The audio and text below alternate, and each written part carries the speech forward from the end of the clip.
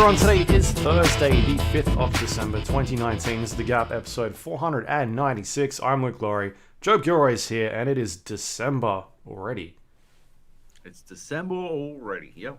It's gone quick. Beginning to look a lot like Christmas. Or game of the year. A Santa beard. What's going on? Are you growing it out, or? Oh no, my razor broke. Right. That reminds me, I need to buy a new one. That reminds me. I just wanted to let everyone know about a cool subscription service called Dollar Shave Club. I actually use Dollar Shave Club. Do you? Yeah. What the fuck? Yeah, I've used it for a couple of years now. It's really good.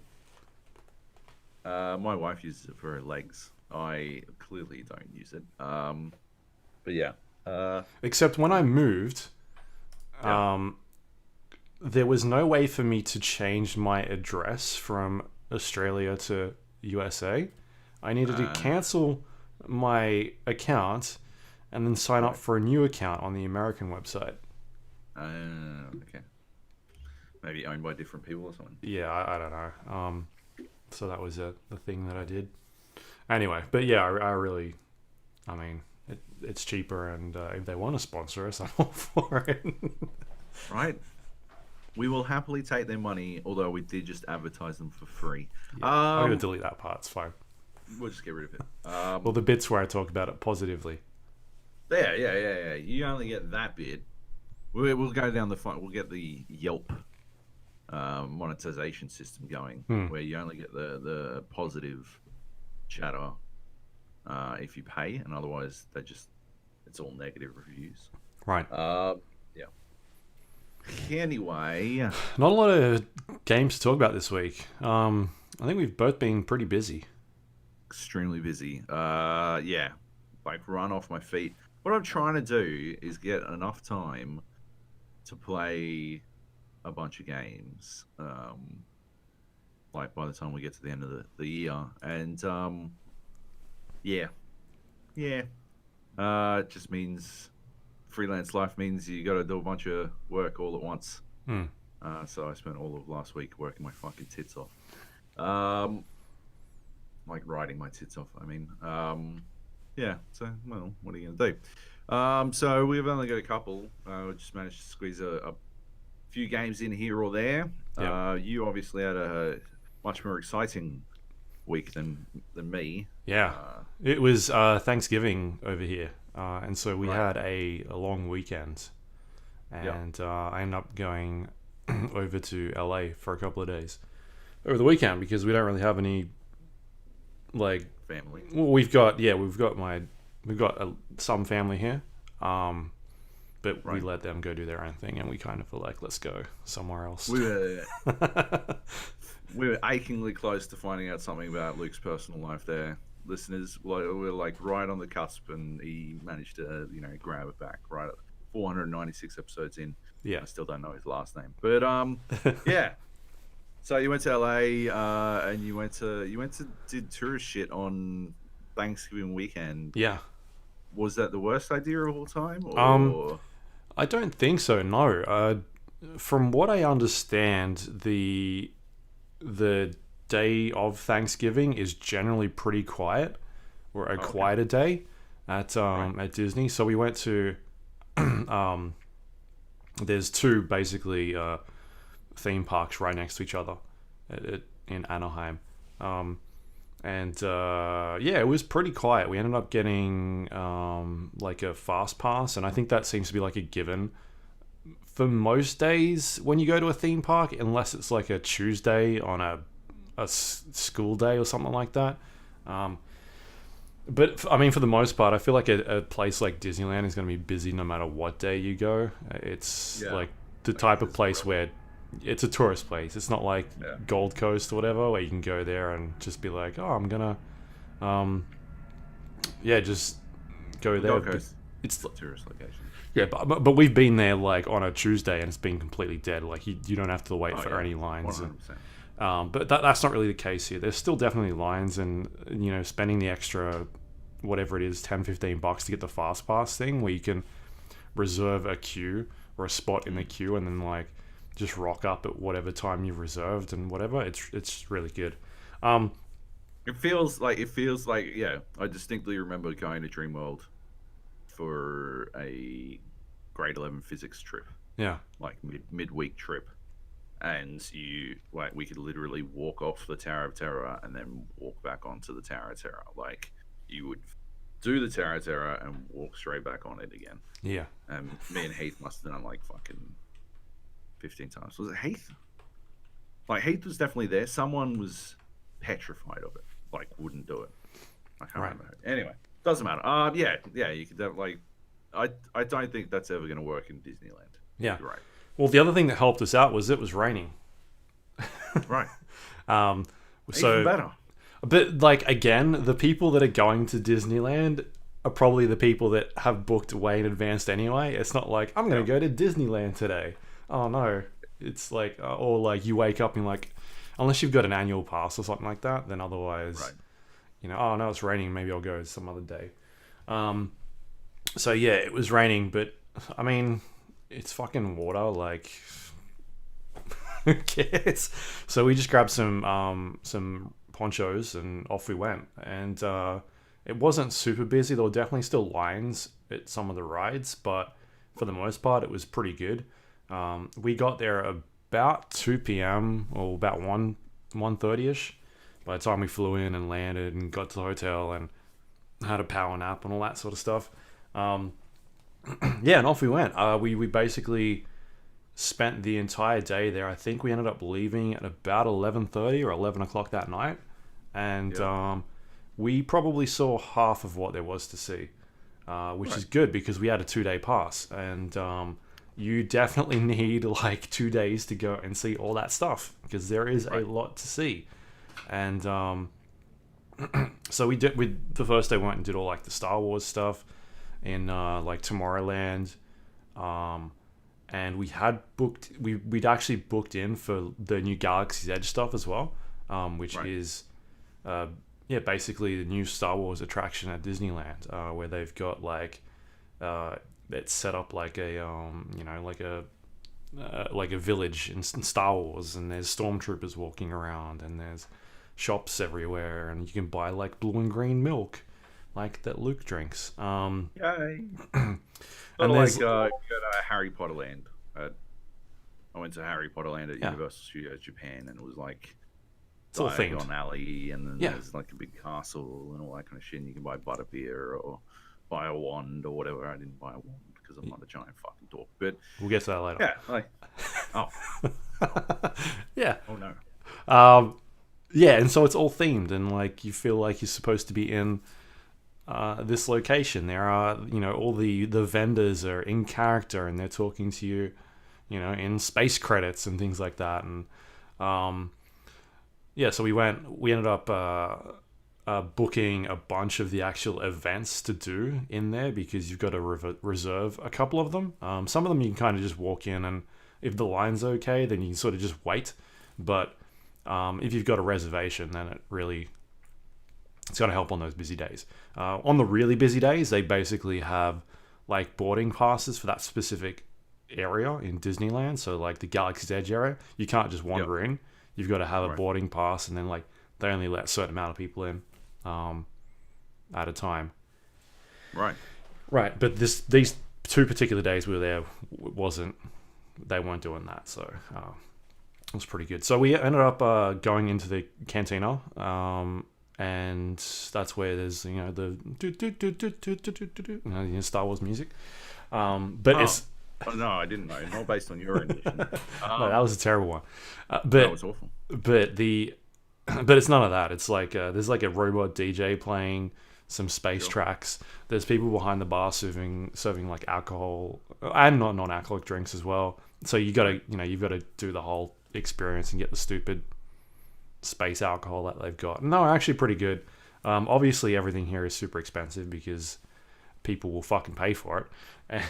And why not? But that was still really good.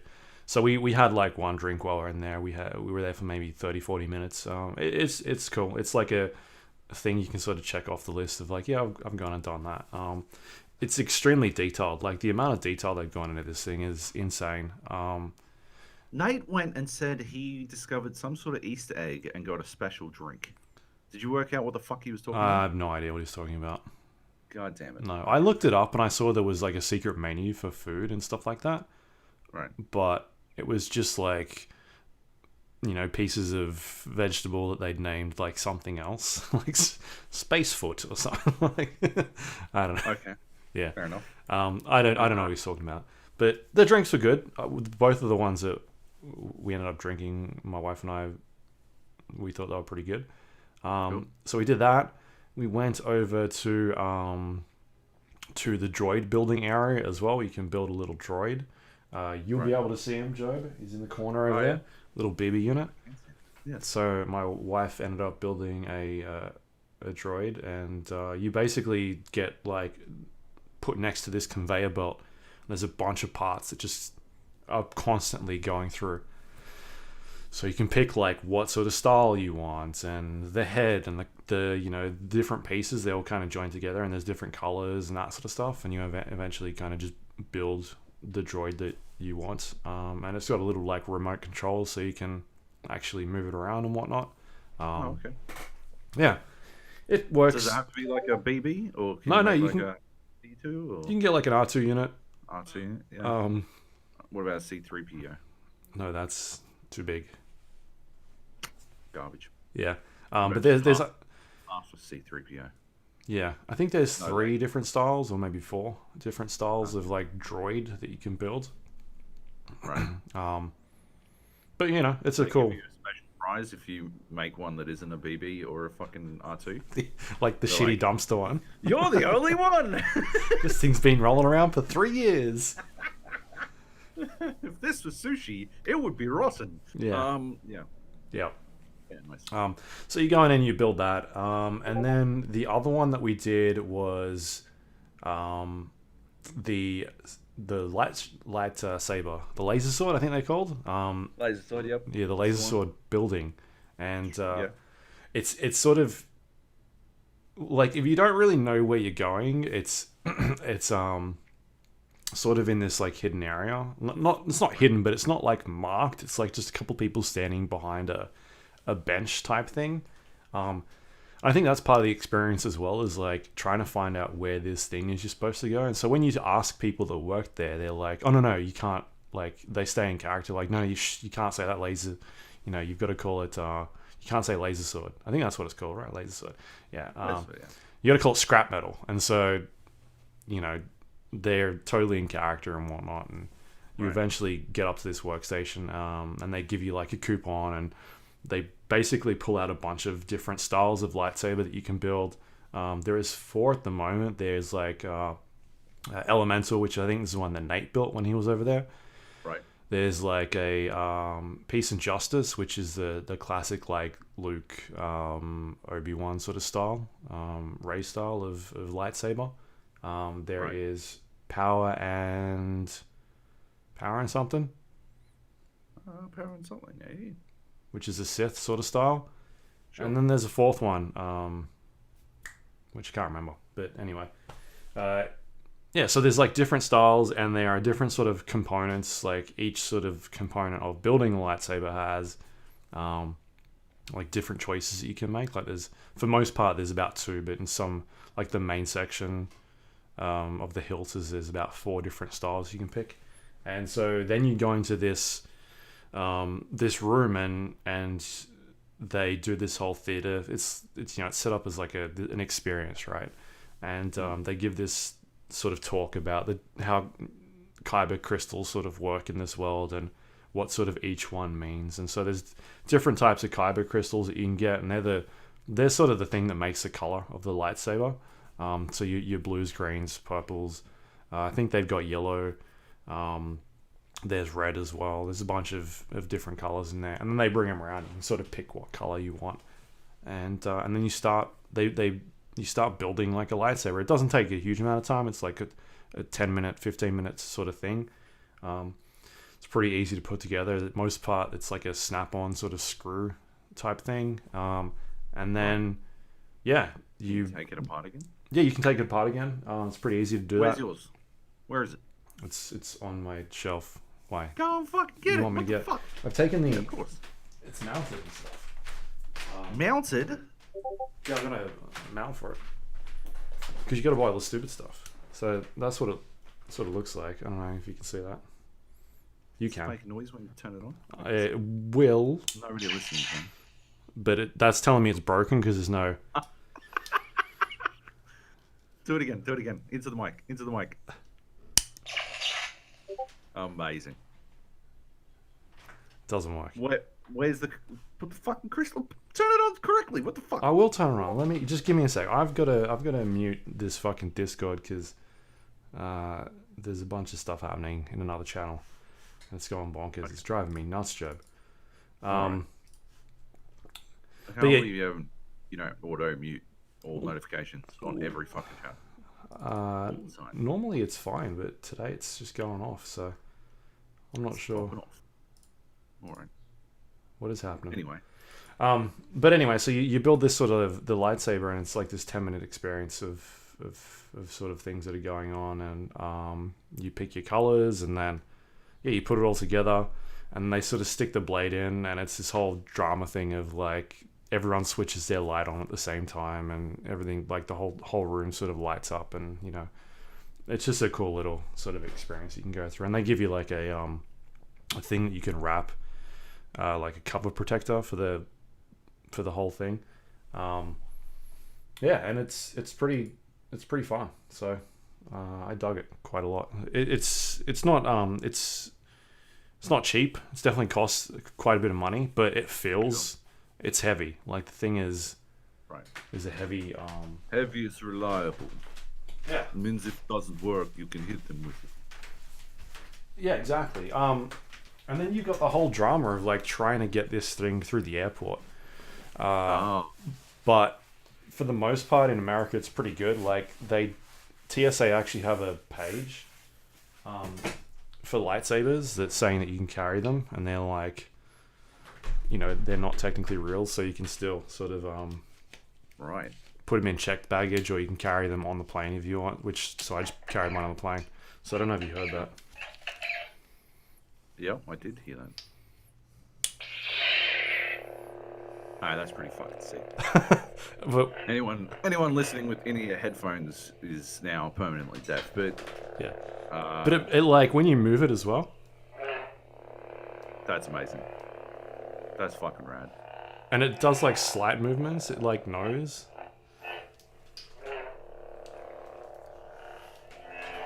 Anyway. That's sick. Yeah. Oh my god, that's rad. And then so I bought, I went stupid on this thing. I bought extra colors and shit. Okay. What other colors did you buy? I bought the blue one.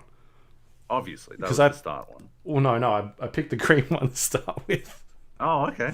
Yeah. Oh my god. Okay, fair enough. I was gonna go purple, and the guy next to me picked purple, and I was like, and I looked around, and there was like 3 other people that picked purple. I was like, oh fuck, all right, I'm gonna be one of those people, because my favorite color is purple. And so Sam Jackson is purple in is he in the second one or is he in the first and second one? I can't remember. I don't pay attention. Mace Windu. So he's got Mace purple. Window. Yep. Mace Window. Everyone's favorite purple lightsaber wielder. Oh my god. Is that your like now? It just never shuts the fuck up. Did you just drop it? No. Oh, okay. No. How does it hold up to being dropped? So this isn't. It's not like glass. It's like a plastic, the actual blade. Right. But this is also, I don't know what this is. Some sort of plastic metal, but it's heavy. Like the actual. They spend a lot of. All I'm saying is they spend a lot of time throwing that shit around in the movies. You know. Yeah. Like those things, they cop a beating. And I would hope that you could, throw one at someone and they could catch it and then turn it on. Obviously, it wouldn't have the blade. It's disappointing, but Right. anyway. And obviously, people at home that are listening, the 99.9% of people have no idea what's going on. But you basically put you put these crystals inside the lightsaber, and then you can actually go to the store that they got in there, and you can buy other crystals, and they're like $10 or $15 each. Yeah. And I just want to point out before you continue, we made it 22 minutes before we mentioned that people at home couldn't see, all our listeners couldn't see what we're talking about. So that's a new record for us. We're doing better.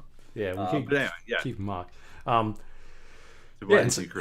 so you can buy these new crystals, and I was looking it up, and so I went and bought the blue crystal, and they're basically sort of, the crystals they're like these tiny crystals that use like RFID chips to determine like what color should be coming out of the thing. Right. That's kind of how I thought it worked, and then I looked it up, and that's pretty much how it worked. And then so I was looking into it yesterday, and it turns out that like there are different like crystals assigned to different people in sort of like the universe. So like you can get a green crystal, but it might be like Luke Skywalker and then Obi-Wan Kenobi, like, or you can get, a blue one and it'll be, other character, maybe like a Yoda. I think Yoda was green, wasn't he? But anyway, so like you can get a green crystal, but they're assigned to different characters in the world. So they've turned it into like this fucking gotta catch 'em all Pokemon / Kinder Surprise thing as well, the collectible stuff. And so you can get holocrons, or the Sith ones. I don't know what the Sith ones are called. And you put the crystals in that, and it lights up depending on what color you put in there. But it also like gives you a little fucking indicator of like whose crystal it is that you've got. Wait, so you have to buy a Jedi one and a Sith one? No, you can buy whatever one you want. There's a Jedi holocron. But if you wanted to see like each crystal has a Jedi and a Sith attached to it, right? I think so. So if you wanted to see the Sith, you'd have to buy the Sith holocron. If you want to see the Jedi, you'd have to buy the Jedi holocron. I'm not sure. I haven't looked into how it works. I sent you guys the page. Did you read it? They cost. Not really, no. I didn't stay blind. I didn't look into how much those were because I wasn't interested. Because I just didn't know what that. I thought that was like a little thing, and it wasn't until I got home I was like, oh, there's actually different types of crystals. Right. So there's that part, and then the other thing is like the Sith crystals are the red ones, and there's a bunch of different Sith in there. Obviously, there's like Vader and Kylo Ren and Count Dooku and things like that. And there's a black crystal. Imagine if you bought a red one, right? Yeah. And not only did you not get the black crystal, you got that fucking whiny little cunt, Kylo Ren. Like, how funny. You're like, oh, my fucking Darth Vader, woo, wom, wom, wom. And then someone's like, oh, actually, according to the holocron, you got Kylo Ren. You're like, fuck this shit. Fuck it. Could have been worse. Could have been Jar Jar. Darth Jar Jar. The Sith Lord. The Sith Lord. Yeah. Yep. And so, yeah, these really rare black crystals that you can get, which are actually black, but the actual like crystal is black, but the light is still red, but it's a different type of crystal. And they're going for like $1,000 on eBay, something stupid like that. It's insane. Here's my question. Right, I don't know if you ever looked into hacking Skylanders very much. Yeah, you can hack them, but I looked it up. There's people with like RFID readers that are like rewriting the crystals and like have found the hex codes for them. And so you just rewrite the crystal and change the colors on the fly. So 3D print a black crystal. Yeah. Use the RFID chip from another one.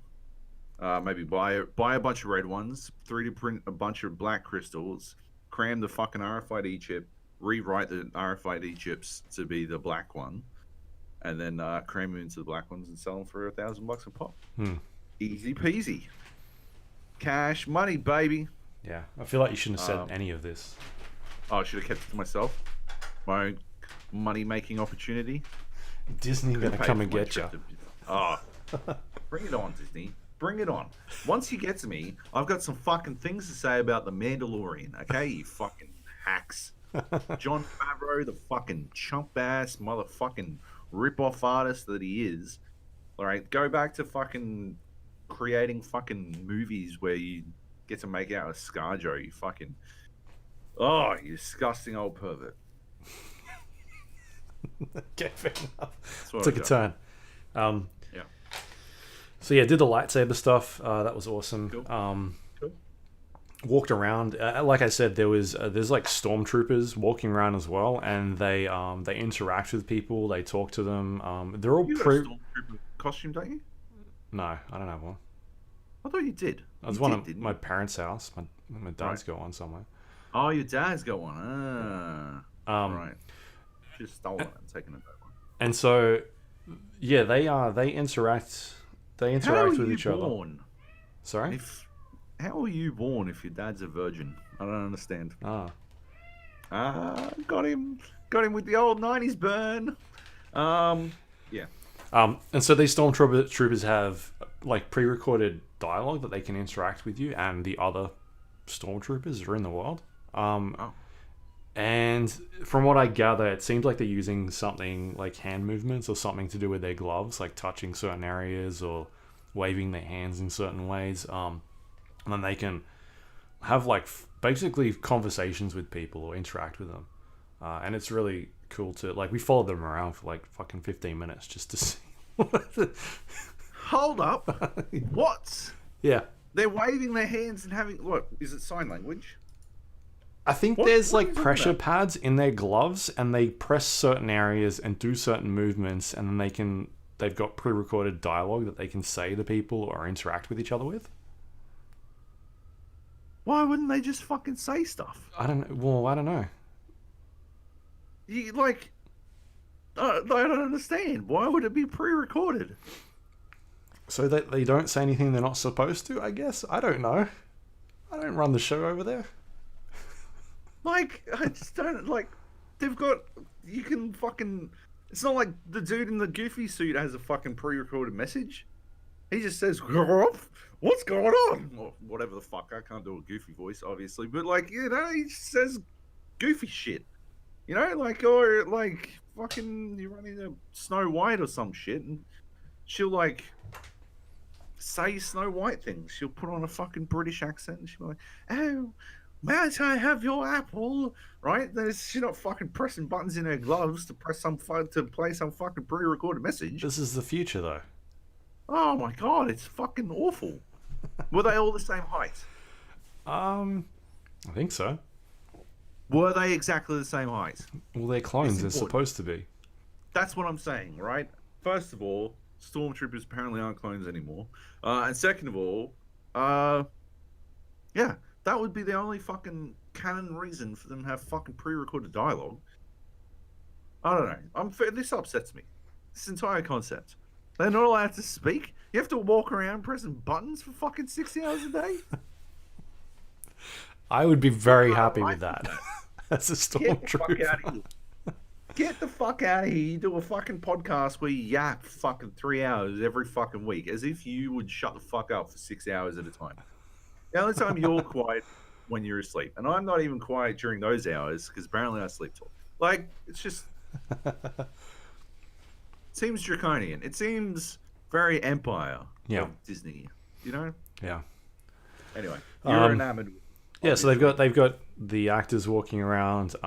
There's other characters as well that are in the world. I think there's a Kylo Ren somewhere at some stage. And then some like rebellion, some spies and whatnot. And they've got giant like ships, life-size ships around. There's like Kylo Ren's interceptor that's there. There's an X-wing in one section, and then they've got the Millennium Falcon as well, which is to scale, so you can go take photos of that. And you can take pretty good photos as well. Generally, there'll be busy parts of the day, but I got a photo with it at one stage where there's like no one in front of it. Right. Like a pretty wide angle shot, so I think that one turned out pretty well. I might post that on the Discord somewhere later so people can have a look. Nice. But yeah, man, like that whole experience is really cool. They've just opened up a new ride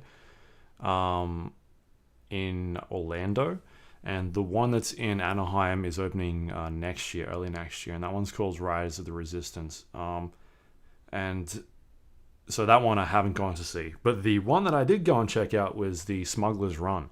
Yeah. And this is the one where you are piloting the Millennium Falcon. You're doing I'm not sure if it's the Millennium Falcon, but it is. What is the same type of ship. I think it is the Millennium Falcon. Why wouldn't it be? I don't know. Was it a Corellian class freighter or whatever the fuck? Yeah. Like, why would it be just some old fucking Corellian class freighter instead of the Millennium Falcon? Well, sorry guys, but we just couldn't let you pilot the Millennium Falcon, but this is pretty close. It's fictional, right? You can do whatever the fuck you want. Yeah. And so you basically line up in this line. You eventually get to sort of the boarding area, and the boarding area is like the inside of the Millennium Falcon, and you can sit down and take photos and whatnot. And they get you paired up with there's 6 people in your group, and they get you into this room, and you are in the cockpit of the Millennium Falcon. There's buttons everywhere and controls and whatnot. Each person in the group is assigned a role. So there's 2 pilots, 2 engineers, and 2 people that are on weapons. Can't remember what they're called. Gunners, yeah, that'll do. I couldn't remember the actual official name for it. And so each person has their own role. So the 2 pilots, one can move left and right, the other one goes up and down. Two gunners are shooting the TIE fighters and all the other things that are in there, and the 2 engineers are doing repairs and stuff like that to your ship and other stuff like Sounds fun. We'll see. And we got super lucky. We got to be the pilots. Sweet. And so I was left and right. My wife was up and down, which was inverted as well because it's a fucking ship, right? And so telling her that was I was like, I'll swap with you if you want. I do this all the time. This is easy. I'll just do the one character. I'll do both if we want. And it's a fucking video game. It's the whole experience is you in a cockpit in front of a giant screen that you can't tell it's a screen, but it's a massive screen because you've got this sort of limited view of the window of the cockpit. But it's a simulated screen, and when you move left, the ship that you're sitting in sort of tilts left, and so it's the moment you take off and I'm moving this ship, you instantly feel the momentum of you going, and it's fucking awesome. It's such a cool experience. And then there's things that are happening as you go through this. It lasts a couple of minutes, but you're trying to maneuver into a certain spot so the gunners can shoot in the correct locations and stuff like that. And yeah, it's a really cool experience, the whole thing. There's definitely rides out there that are sort of you sit in a thing and it's sort of because you said you went to Universal in Japan, so the Spider-Man ride, you did that one, right, where you sit in a contained area and it sort of takes you from screen to screen, and it's a 3D ride. There's a lot of them going around, and this is sort of the next evolution of that. Well, not really evolution of that, but it's a different take on that, where you're sort of sitting in a screen and you've got you're moving around and whatnot. So it's really well done, and it just feels awesome. So it's a really cool experience. So definitely recommend people check that out. Whereas I think the Rise of Resistance one is sort of like that. You sit in a travel thing, and it moves you around from screen to screen, and that stuff is still really cool. And so there's a bunch of rides like that at Disney still, the Indiana Jones one is really cool. You sit in it's like a moving roller coaster thing. Stuff like that is a lot of fun. So yeah, man, we spent basically 8 or 9 hours there that first day. Came back the next day, which was the busy day. The public holiday. Well, they were both public holidays, but everyone was at Thanksgiving the day before. And it was packed. It was so chockers. But again, used the fast pass thing and didn't really have a problem. So we went around and saw the things we missed on the first day in that main park. We did that, and we went over to the second park. And that second park is more orientated for I don't know, she's got like a different vibe to it, but there's still like some really good stuff there. They've got an awesome roller coaster. We went on some of the smaller like kiddie rides, like the chair carousels and things like that. Teacups. The teacups was back at the main park. Oh, we did that. Right. And then they've got the Guardians of the Galaxy ride, which I'm guessing is quite new because Disney's only really picked up the Marvel stuff recently. And yeah, man, that was one of the best rides I've been on. My wife is terrified because it's. You shared a photo. You saw a photo. I think she shared a photo. Yeah, we saw a photo from the, they do the flash, the camera at one moment, and she looks absolutely fucking terrified, and you're sitting behind her having the fucking time. Oh no, that was Splash Mountain. Oh, right. So it was raining that day, and then we get on it, and I'm like, this is a water ride, right? This is why there's no one on this ride. And she's like, what? It was fucking dead empty. There was no one on it. And so, yeah, we got quite wet. And there's no, like, seatbelts or anything. This is, you just sit in the fucking thing. I'm like, doesn't seem safe at all. But that was that one. Anyway, so this Guardian of the Galaxy one, she's got a bit of a fear of like elevators, like being trapped in an elevator. Okay. And we get on this thing and she's like, it's a fucking elevator, isn't it? And I'm like, yeah, of course. And she didn't want to really be there. I was like, you'll be fine. As soon as it's done, you'll be like, you want to go again. Right. Yeah, and that ride's fucking really good. It's so good. Just like, again, the whole theatrical thing, like this is the thing that a lot of theme parks are doing now. It seems like they're trying to make it an experience, like introducing you to characters, having like the boarding section where there's like gives you a rundown of what's going on, and you get to meet. So there's like an animatronic, fucking rocket that's sort of walking around and talking to you and whatnot, and then you get into this elevator. As in the raccoon. Yeah. Right. And then you get in the elevator and off the experience goes. And it's really cool experience. So that was probably one. Basically a tower terror, like the Disney Tower Terror. Tower Terror is the one where it goes up in the sky and then just drops you. The Dreamworld Tower Terror has you sitting out in the open air and drops you. Yeah. Right. Or is it the one that goes up the scoop? I don't know. Yeah. Oh yeah, no, that's the giant drop. The Tower Terror is shoots you up a thing and then drops you back down. The Disney Tower Terror is an elevator. Drop. It just drops. Yeah. All right.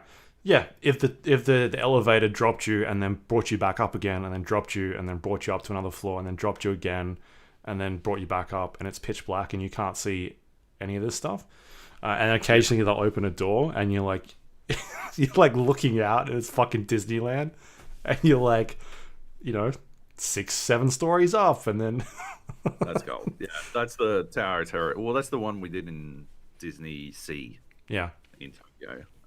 Yeah, basically the same thing. Yeah, and like the theater of it was really cool. Yeah. It was entirely in Japanese, but there were these two Japanese girls behind us translating everything for us because we were standing there making fun. We're like, oh really? Oh, I totally understand. And they're like, oh, you don't understand Japanese? And we're like, no. And they're like, oh, he said, and then they just fucking told us. And then the next time they spoke, they're like, he said, like, cool, thanks. And then we got split off into a different group from them. So yeah, my help gutted. That's handy. Yeah. Oh, it was very helpful. But yeah. Yeah. Anyway. So yeah, we spent How did your wife enjoy it? Oh yeah, she loved it. Right. Yeah, she wanted to check it out again. So yeah, like all the there's some really good rides. I'd say that like Disneyland's the best theme park I've been to.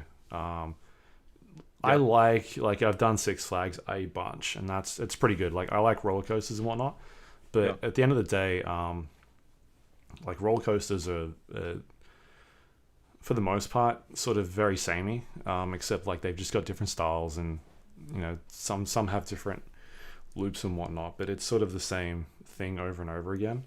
Whereas this is just different types of experiences, like different things that are going on, and just the detail they go into in every single ride. Like, it is so clean over there. They spend a lot of money keeping that park clean and keeping things like, it feels like they paint everything every fucking year because it doesn't look old. Everything looks, even though there's stuff in there is like 50 years old. Some of the rides, like they've got older rides that they've obviously updated and whatnot, but stuff that's like the Peter Pan ride that's been there for decades. It still looks new. So that stuff is really cool. Yeah. So if you're a big Disney fan, it's really hard to not like that stuff. It's just the amount of like the way everything looks is really awesome. So I'm kind of glad that we got the 2-day pass because we were gonna go to Six Flags on one of those days, but we just recently gone to Six Flags here in San Fran within the last month for the Halloween stuff. And I've been to that Six Flags like 4 times or something. Right. And so being able to go, to the 2 Disneyland parks, which are literally next door to each other, within, it's like a 30-second walk, super handy. Yeah, and they're a lot of fun. So I know you're going, I think, next year, right? Yeah, I booked my flights, so I'm going in July next year. Yeah. So that's gonna be awesome. Yeah. Yeah. Yeah, that'd be fun. So yeah, I'd recommend if people ever go to that, definitely look at the fast pass stuff because the lines. So like, there's a couple of rides that they don't do the fast pass stuff. I think the one that we had, which we couldn't get a fast pass for, was the Peter Pan ride, and that was about a 50-minute wait. Right. And that is like most rides on that day, like in 50 minutes to 2.5 hours up to. Yeah. There was the one ride that we didn't get a chance to go on, which we really wanted to, was the Cars ride. Right. So the Pixar. Yep. And that was about 2.5 hours every day. The 2 days that we were there, we couldn't get on it, and there was no fast pass for that particular ride. Why? Don't know. It must be really good. I don't know. I have no idea. Yeah, must be. It's just like a really good, like, Disney has obviously this collection of stuff everybody likes, all the Marvel stuff, the classic Disney movies, the Pixar. They've got all the Fox stuff now, Simpsons and whatnot. So, yeah, there's just a lot of really good things you can go there and see throughout the day. Yep. And then so the other place we went to was Universal. Did the whole studio tour thing where you go through what they're filming there and whatnot. They've got the King Kong experience, so you're during the tour, and then they do like the giant 3D screen with the King Kong attacking the thing. And the new one they've got there is the Fast and Furious experience as well, where The Rock is pretending to act like he's really good friends with Vin Diesel. It's really well done. Yeah, and then there's like it's a giant car scene. There's cars blowing up and shooting at you and whatnot. And they've said it's the biggest 3D screen in America. Right. And you basically sit in this studio tour, giant chain of cars, and the whole thing happens basically all around you in a 3D screen. So that was cool. Yeah, and then we went to the Simpsons. So Universal has the Simpsons area. We went on that ride. It was fine. It was okay. Did you go to the Quickie Mart? Went to the Quickie Mart. Went to Moe's. Went to Did you have a Duff? No. Did you have a squishy? No, because they don't really have like, it's, I don't know, man. Like, it's not like I want to go and get a Duff can beer, and they don't have that. It's just like they'll give you Duff, but it's in like a plastic cup, and you don't really know what it is. Like, right. If I took I want to take a fucking photo of that, right, and put it on social media or something, and nobody knows what I'm drinking. Does it not come in like a little pint-sized stein? No, they were plastic cups they were pouring them into. I know they'd run out or something, but yeah. So we went in there. We got some just some Mexican food and whatnot. So we did that. that whole area is really cool. The ride is fine. It's fine. It's nothing spectacular. Sure. Went down and did the Mummy ride. That was really fun. That is like another roller coaster with things jumping out at you and whatnot. Then went and did the new Jurassic Park ride. I think you've done this one at probably Universal. Is it the pterodactyl? No.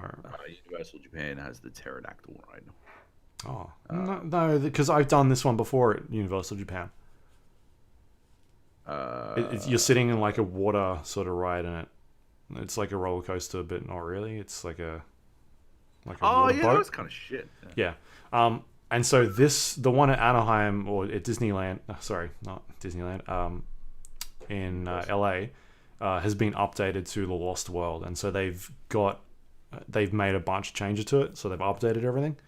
Right. Basically, same concept, except like you get into one area, and there's like giant screens all around you, and it's got the underwater dinosaurs like trying to break the glass, and then like you're getting sprayed by water and stuff like that. Cool. So that stuff's really cool. And then they've just updated a bunch of like the animatronics and different types of dinosaurs. You know that I can't remember what it's called, but the hybrid dinosaur in the first one has like escaped, and so there's like a fucking showdown between that. Don't talk to me about Jurassic World. You said the Lost World before, not Jurassic World. Jurassic World, yeah, my bad. But yeah, that one's really fun. And then what else is there? Can't remember. Jaws? No, so the Jaws stuff is part of the studio tour. Oh, okay. Yeah, I think they used to have like a little boat ride, but they decommissioned that quite recently because it was sold. Oh, really? Yeah. Went and saw it. Was a big part of the USJ one, the Japan one. It was awesome. It was entirely in Japanese. I had no fucking idea what was going on. Yeah. Well, so we went into the Terminator one. In Japan. It's like no idea what is going on. Utterly pointless. Yeah. That's the one where we got like we waited for like 30 minutes and we got like deep into the line, and then we're like all we could hear was Japanese, and we're like, we're not going to get anything out of this. It's a 40 ride. Let's just go. And we bailed. Because we still had another half an hour to wait or something. Right. Yeah. And so we watched a bunch of the theater presentations, the animal actors ones. They've got things like talking about special effects and how they're done. And then we went and watched Waterworld, which is really cool. So this is the attraction that was... Well, no, the attraction came first, right? And then they based the film off of that. I think similarly to like Pirates of the Caribbean. Right? Yeah.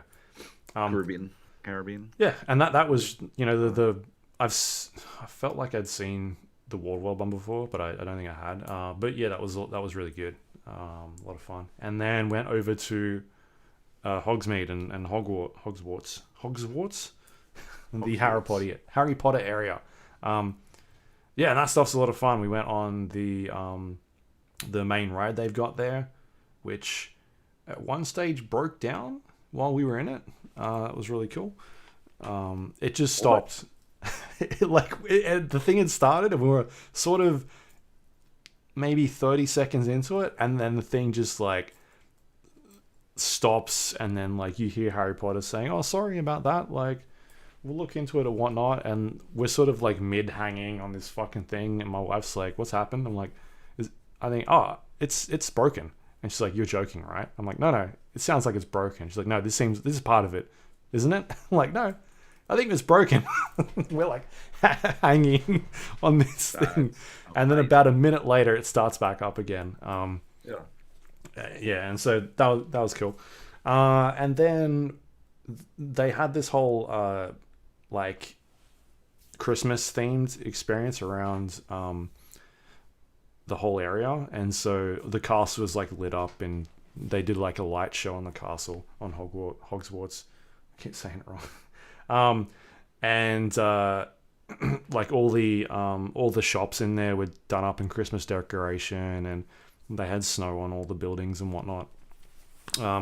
And so we went into where you go and pick your wands and whatnot. So we went in there, and they do like a whole again, like another theater presentation thing where they pick out one person and they do this, whole thing with the wand picking stuff, which is pretty cool.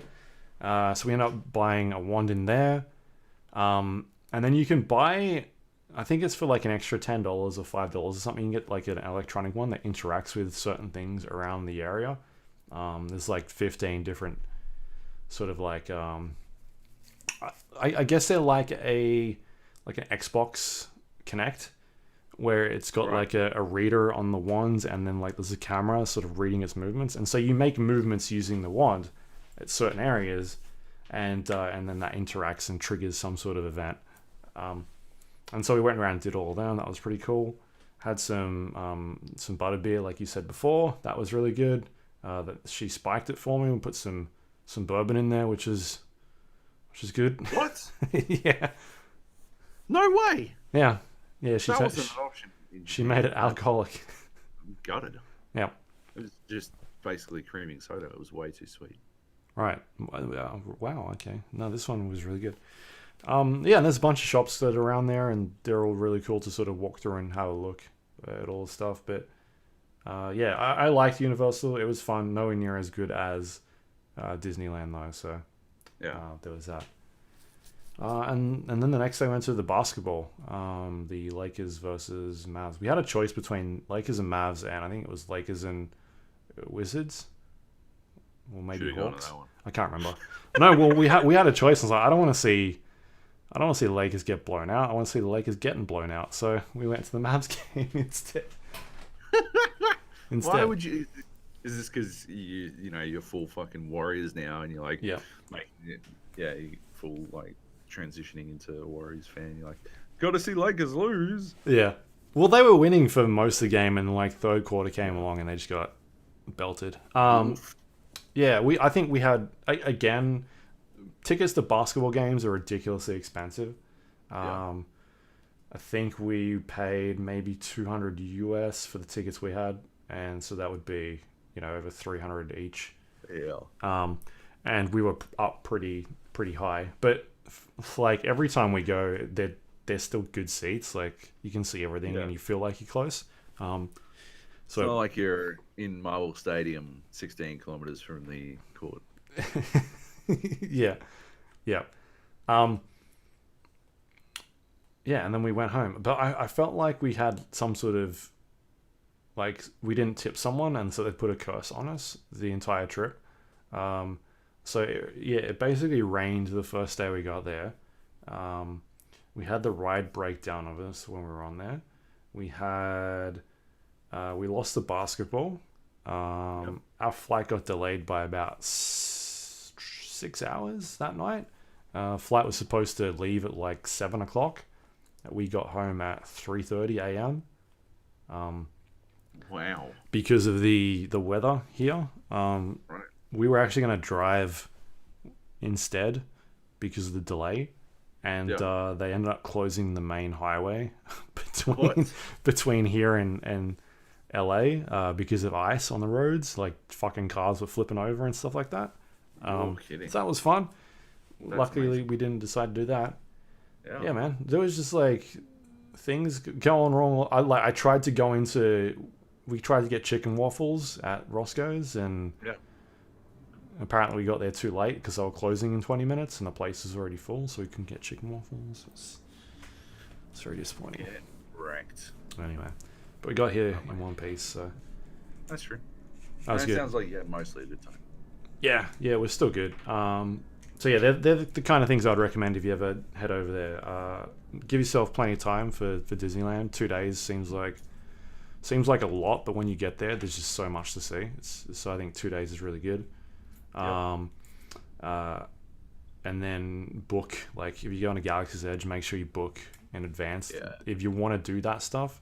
It's definitely expensive. I think it's $250 US or $200 US for the lightsaber building, and the droid building I think is $99 US. But and then the cantina is $13 drinks or something like that. Cocktails, $13 cocktails, and but again, it's you're there for a holiday. You're there for the Yeah, to spend stupid money on stupid stuff, and it's fun. So exactly. yeah, it's a lot of fun. I think you'll enjoy it when you head over. Hell yeah. Yeah. So that was my Thanksgiving. So I didn't play a ton of games Yeah. because I was playing mobile games, but that was about it. Yeah. We got back and then I jumped in and I didn't really get a chance to play anything new. I put a couple of requests in to get some new codes, but nothing's come through yet. So Yeah. we'll I see. Speaking of mobile games, real quick, I think I'm done with Empires and Puzzles. I Right. don't know. Just seems to be a lot of the same now. I made it to level 20 Yeah. with the fortress thing, 20. and yeah, and it Oh, made okay. me strong. That took 7 days, Yeah. and then I had to upgrade my fucking hero training building thing, Oh, yeah. and that took 4 days. I'm like, I just can't be fucked. I'm like, what am I gonna do? Check back in 4 days? No, probably not. Yeah, I don't know. Things take too long now, and I think the direct incentivization is to get me to pay money for the fucking pass to build two things at once, I guess. Right. But yeah, fuck that shit. Yeah. So yeah, I think I'm done. I don't know. Yeah, 2 5 stars, one capped out 4-star, two other 4 stars that are nearly capped out. Just can't be fucked anymore. Hmm. Um, And then we got like a level 50 something that jumped into the team oh yeah, yesterday or something like that. I don't know. cool, nice. Pretty high. Well, I'm out. So I've been playing that. Played some like Wordscapes, I think it's called. So like a crossword thing. I played some crossword games, but they were like what I was doing while I was away. So yeah, the newest game that I sort of played was the Smuggler's Run at Star Wars Galaxy's Edge. So yeah. Yep. So should we talk about some other stuff? Oh, you got board games, right? I do. I spent my weekend, well, not the whole weekend, but I played Gloomhaven. Finally, I bought this literally when it became available, and I haven't played it since. And I still haven't played that version of the game. I went around to a mate's place, Doug, and me, Nate, Doug, and another dude, Chipper. We all played Gloomhaven on Doug's board instead of my board. And we sank a lot of piss, which may have been a mistake. Gloomhaven is scarily complex, unbelievably complex. There is a lot going on. Once you understand it, it's not that hard, but it's daunting. It's got like a fucking learning curve, like Mount Everest. It is a straight vertical line up. Once you get over the top of that, and it's got like it's got decent tools to help you learn, but it is at the end of the day, like to learn how to play Gloomhaven, it's just a fuck ton of reading, really. You've just got to learn each single little bit to get to a point where you've got some fucking idea of how to even start. Like it's just fucking, it's a rough start. But once you get over it, it's really fucking good. Like it's really fun. And there's still more learning to be had. There's still like stuff you won't understand in your first dungeon and stuff like that. So at its core, Gloomhaven is basically a dungeon crawler. I think the easiest way to think about it is like constructed Dungeons and Dragons. Like instead of having a DM, it's the board game itself is the engine that drives your dungeoning adventure, and so it sort of tells you like where to place all the enemies and all that kind of stuff. You've got like, you start in a town, you can buy some gear. You've got your individual characters, and they all do different things, and they've got dramatically different abilities. And when you're playing, there's like an emphasis on playing to the rules of the game. So you've got like initiative that occurs, like that is revealed at random. and you're not supposed to tell people. You're not supposed to, like, when you're playing Mm. your cards, you're not supposed to be like, oh, well, I've got an initiative of 12, so I will go first, and I'm doing this for this much damage and this for moving this many squares. You're supposed to be like, I'm gonna go quick, and I'm gonna try and womp some cunts. Go hard. Hey, You're gonna go quick go and you hard. go hard. That's it. Yeah. Yeah. Like you're supposed to keep it vague so that everyone has some idea of like, or like has some idea of what you're doing and can make like changes to what they plan in, but like they don't know exactly what you're doing. And like over the course of the game, you sort of learn a lot about your teammates. They learn a lot about themselves. So Chipper was playing this like rogue type character, and like over the course of the like, he would be like, "Oh, I'm going a bit slower, uh, but I'm gonna womp some cunts," and then he would still be the fastest person by like fucking light years on our team. So he would Mm. still like he basically by the end of the thing, we'd assume that Chipper was going to go first, like no matter what. And the real question was whether or not we were going to go before the enemies. And yeah, there's like an element of attempting, like there's some gamesmanship, there's some tactics in how you do that kind of stuff because like there is a you've got like a like ranges to take into consideration, and you've got like your own movements and all that kind of stuff. You can only move what a turn, and you attack a turn, and like so you can do those two actions, and it sort of like manipulates like what those two things mean. Like there is the ability to uh instead of moving heal, or instead of attacking you might like loot and stuff like that. There is like some wiggle room, but the basics is you will move and you will attack, or you'll attack and you'll move.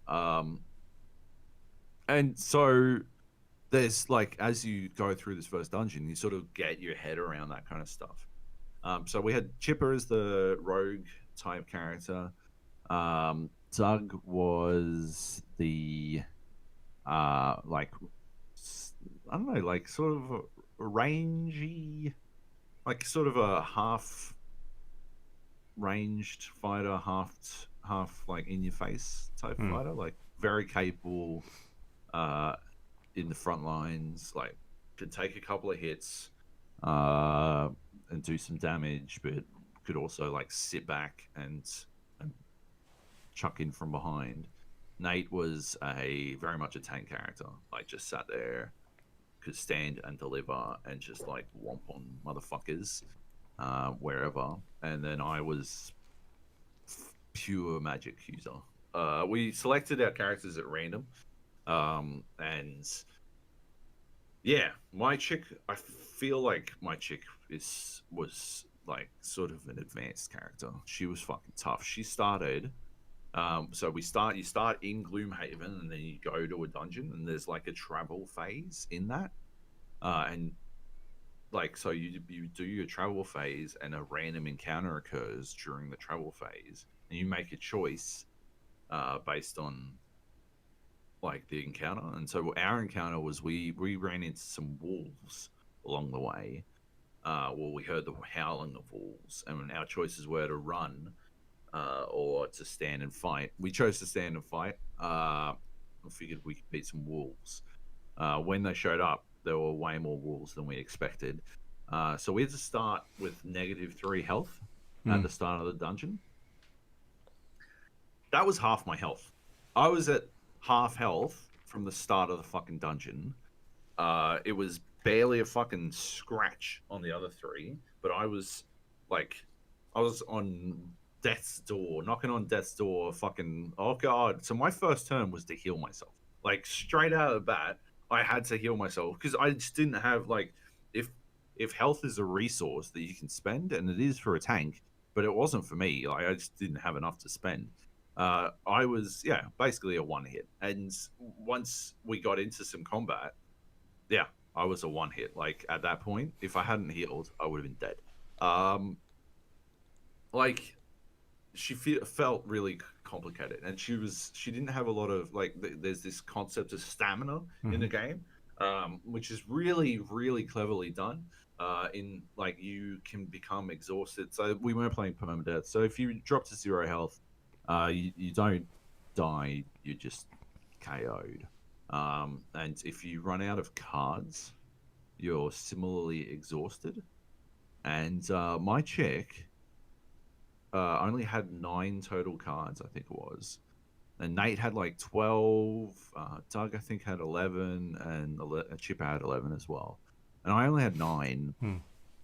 By the end of this first dungeon, like I had to finish the dungeon on my turn, or I was exhausted. Like I was technically out.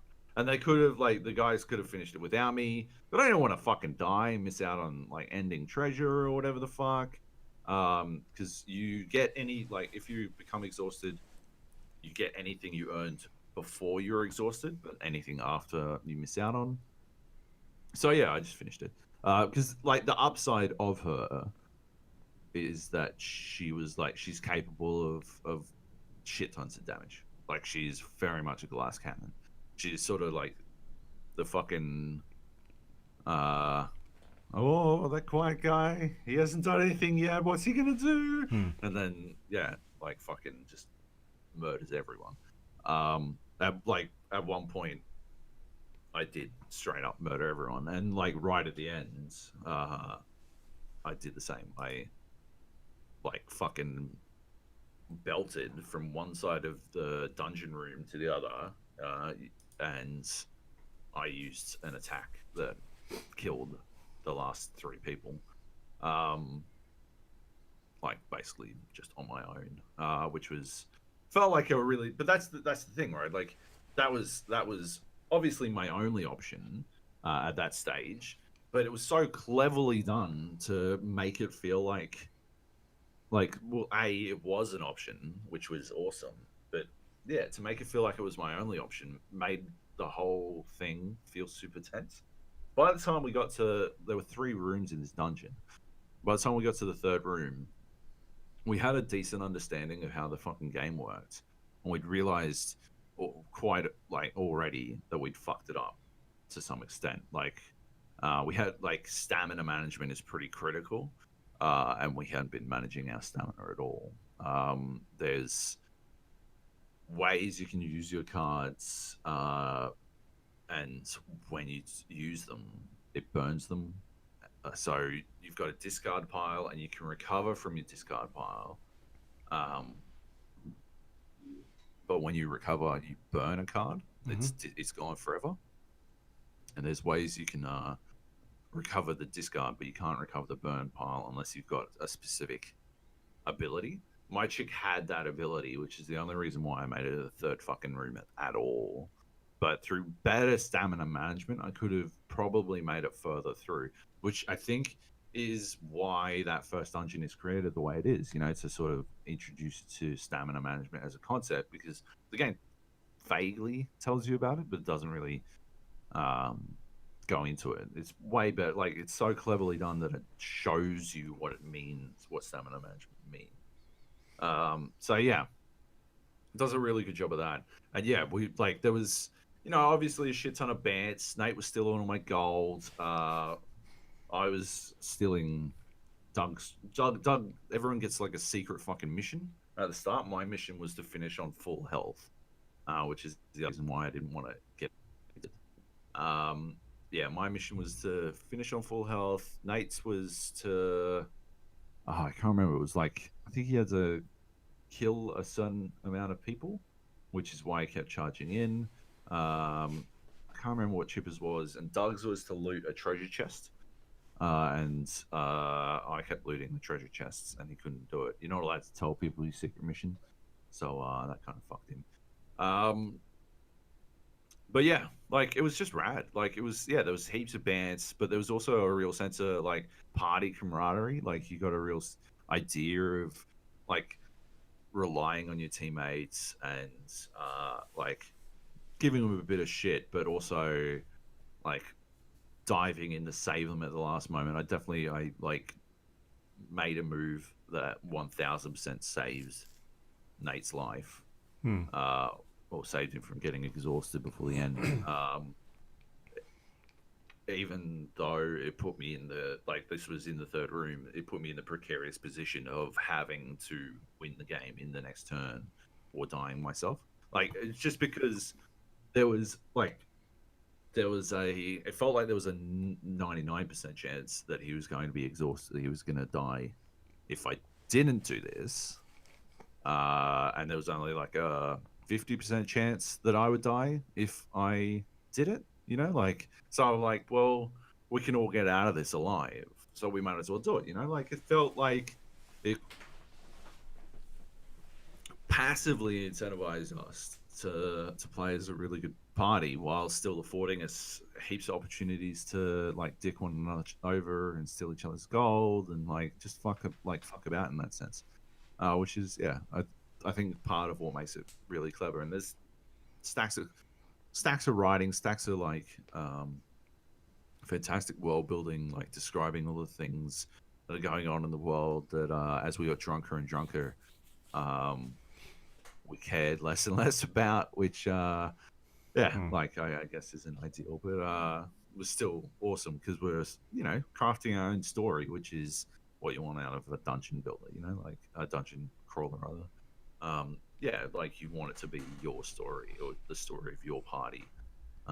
So it's going to be done your way, and maybe sometimes the pattern doesn't matter. But yeah, so we finished that first one. We felt we were too drunk to start a new one, so we just kept Switch drinking. Predator instead. Sadly, no. No. Doug doesn't own Predator. He doesn't own Predator. But yeah, so that was that, and yeah, it was awesome. I definitely. I mean, you have to be into board games, and you have to have like a group of people who are in the mindset to play a complex board game, which makes like I think heavily complex complicates things Hmm. because I know a lot of people who want to play board games, but they don't want to play something as dense Yeah. as a I want to play Gloomhaven. Monopoly. Like it's yeah, right. Like, and there are a billion options for games you can play that aren't Monopoly. Um, but I would not say Gloomhaven is one you would crack out in its stead. You know, like you got to sort of work your way up to that sort of thing and find the right group of people who are about something that complicated. Yeah. Reading an hour of rules before you actually start. Yeah, and so like we won't need to do that. We'll probably need a like quick 10-minute refresher next time we play. But like largely, we won't need to go back to the rule book again. Probably have it next to us just to check things. But yeah, like that's the thing, right? Once you're over that hump, I think you're in. But uh, until then, it's extremely daunting, Mm-hmm. and I think that's absolutely like I think part of the reason it's so like I think it's like the top rated game on Board Game Geek, and like it's a very widely well regarded game. But I think some of that is board game elitism. Hmm. It'd be like if Crusader Kings was considered the greatest video game because the knowledge requirement to get involved is so dramatically high Hmm. that only the most persistent would play it. And Yeah. there's an element there of elitism in that it sort of gatekeeps out people who aren't really about board games. And so from that perspective, I don't think it's the best board game ever, Gloomhaven. But if you are into board games, um, and I guess from that perspective too, people who are on Board Game Geek would be into board games, so it sort of makes sense. Like board games aren't like video games; they're not sort of this universal thing yet. They're growing more and more, and people are getting more and more into board games. But yeah, it's sort of it's a slow,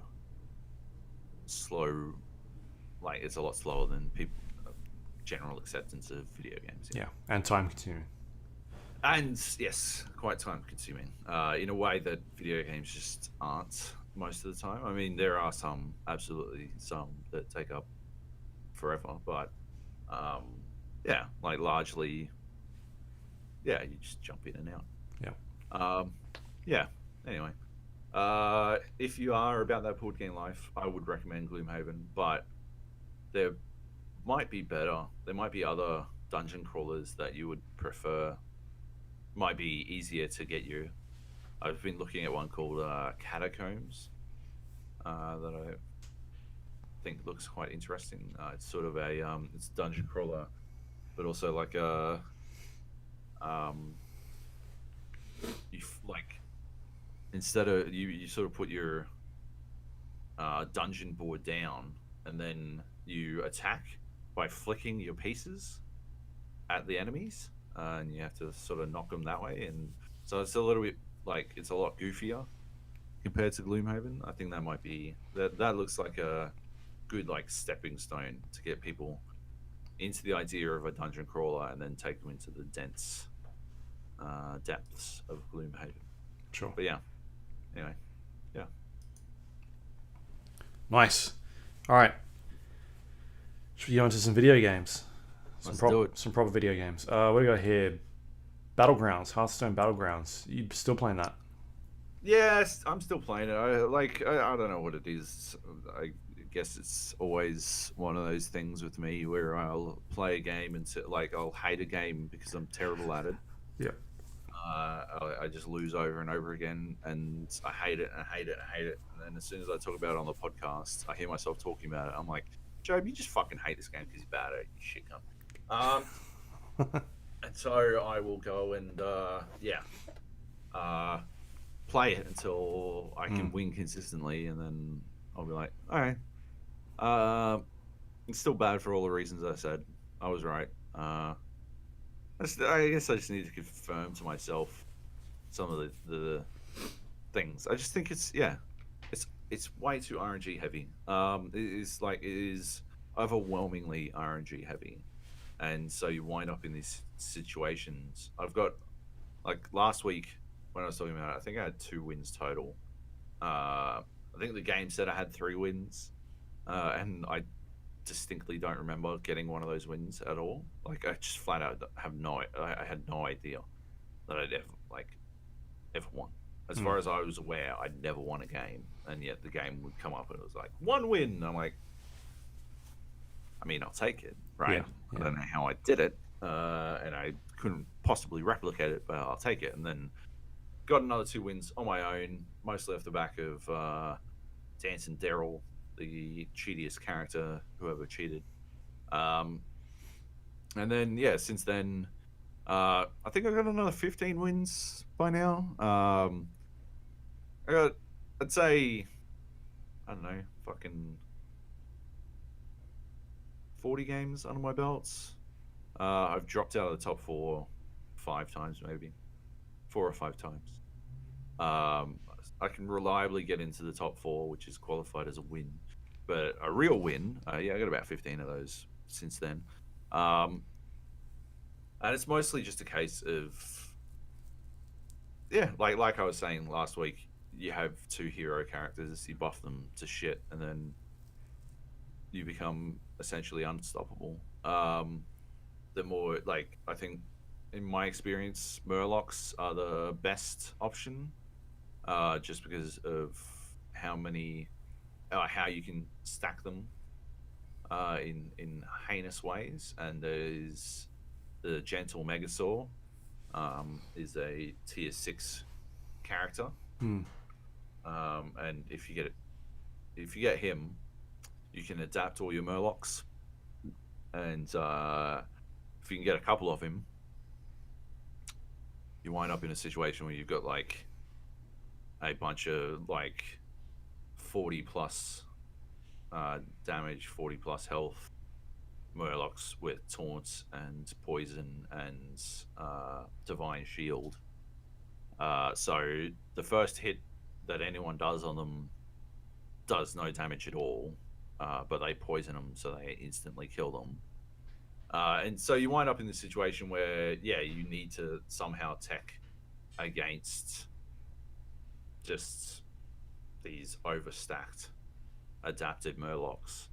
So in that situation, yeah, Murlocs tend to be the best. If you want to wipe out motherfuckers real quick, you can microbot it up. You just add, you can get an amalgam and put a bunch of microbots on them. But and then like that's like you can wind up doing like fucking the 20 plus damage to people, really fuck them up. But yeah, you just wind up.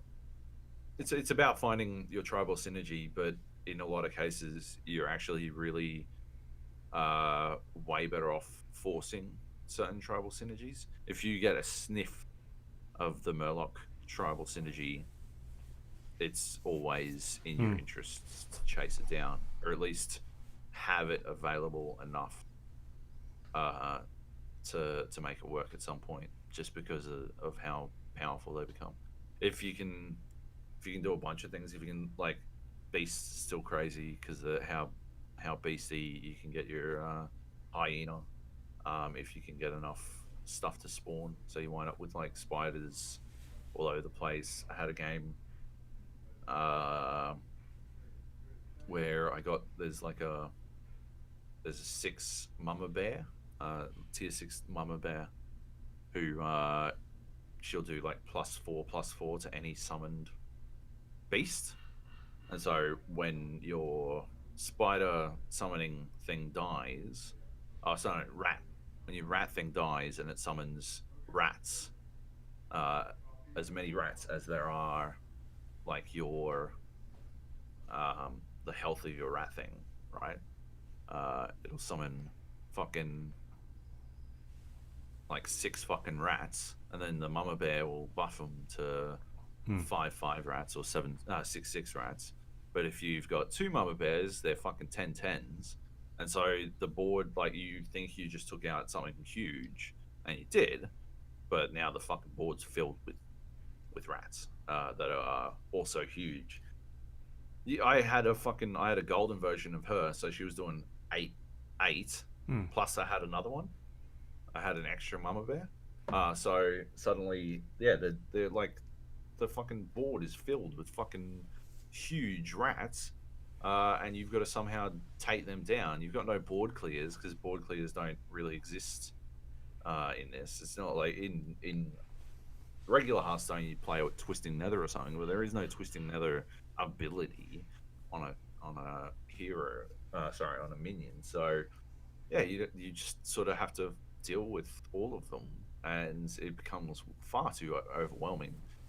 Even if you have a billion fucking like taunting poison Murlocs, it's still really difficult to deal with if there is one poison beast, or better still, a Nightmare Amalgam who you can adapt to be poison Wind Fury with Divine Shield. Like, yeah, it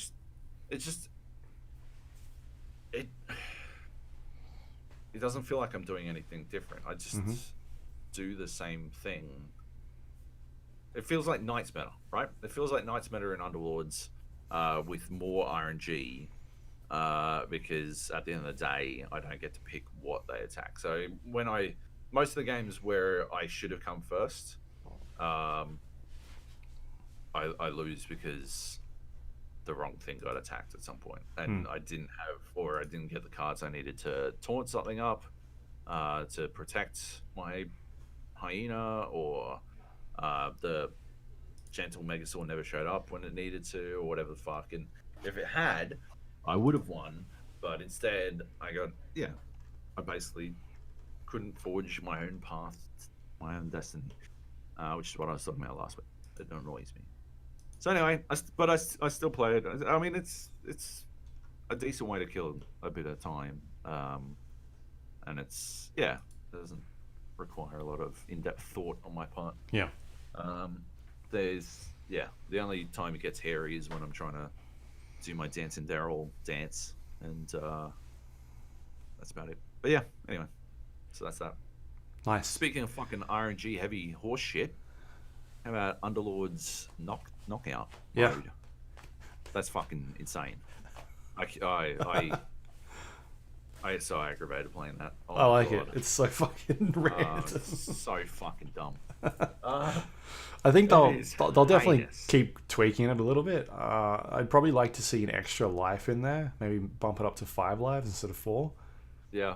Just to give you like that gimme on the first one, because that first round can be super random. And it's such a rough way to lose. So I lose because what? I picked the wrong starting crew. It's not like I had the fucking agency to do anything about it, right? Or you just didn't roll an upgrade with the 10 coins that you've got. Right? Okay. Cool. I guess I'll just die then. Yeah. That would. Yeah, you're right. I think an extra life would feel a lot better. But at the same time, it sucks when you. Oh well, that game took 3 minutes because I lost everything because I never fucking saw a single single fucking 2-star. I never fucking upgraded anything despite re-rolling all my fucking balls off. I never saw a single 2-star, and I faced off against the same fucking dude. For 2 of my lives, and he's got a fucking 3-star already. It's the second round. It's the fucking second round, and he's already got a 3-star. So I guess I am just gonna die. I guess I'll just fucking reek you. Yeah. But I mean, that's the thing about it as well, right? Is that you can get frustrated about it, but at the same time, they're literally like 5-minute games. They're over so quickly. And that's why I like it, is that you can, we belted out 6 games last night when we were playing super quickly with a group of us all on the same team. And it's just, it's fun like that. I do think that they'll probably keep tweaking it a little bit. It definitely needs some tweaking. Yeah. I mean, it's a good showcase. I had no faith in Legion Commander until I played with her and managed to turn her into a fucking monster. I get her as a character now. But yeah, other than that, it just feels like a fucking crapshoot, man. It just feels like, well, I know they've changed her abilities slightly, and I was still confused by how she worked until I went Brawnies, and I was like, why is she doing 600 damage a hit? I still don't know why, because it's supposed to only be 8%, and I don't understand still what is going on with that character. 8% of 100 is not an extra 400 damage, and I'm like, I don't understand where this 400 damage is coming from. I'm very confused. I had her as Brawny, and she had. So at 3 stars, she has 32 or 3,600 health or something. That's stupid. And so you just took everyone else off the board, and we're like, with Brawny, she had 14,000.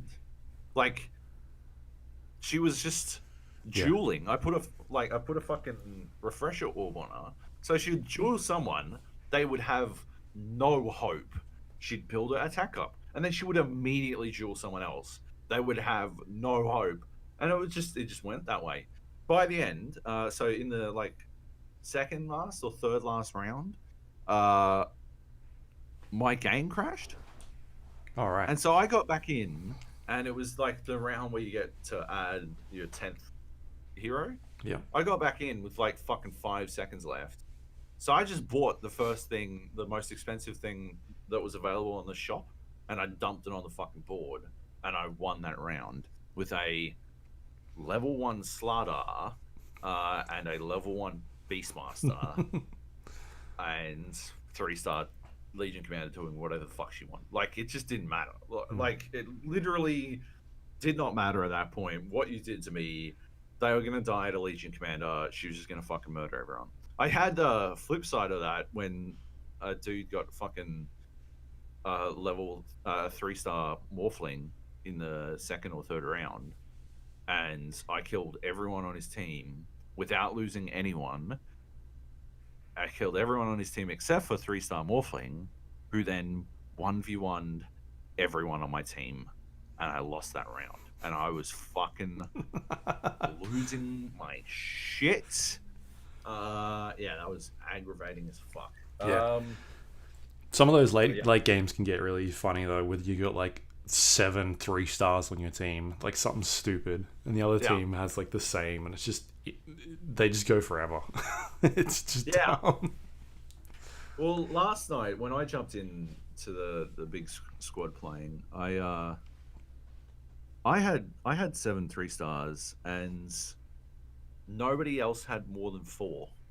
So I just got basically fed that game, which like I needed to, because the round before, like I was on a 7-win streak, and then I came up against the dude in second place. I think he came second eventually, and he had magic users. And like you pointed out, he didn't even have the... He didn't have the 6. Yeah.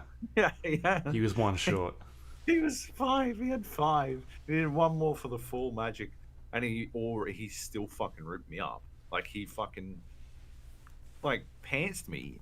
And then the next round, like during the shop phase of the next round, I bought fucking, I think like 5 new fucking 3-stars. And the next time I faced off against him, it was actually still pretty close, like really close. He may have gotten his 6th magic user, but I still fucking, it still didn't matter. Like, I whomped him with fucking, what's her face, Marana, standing in the corner, facing the wrong way, doing literally nothing for some reason.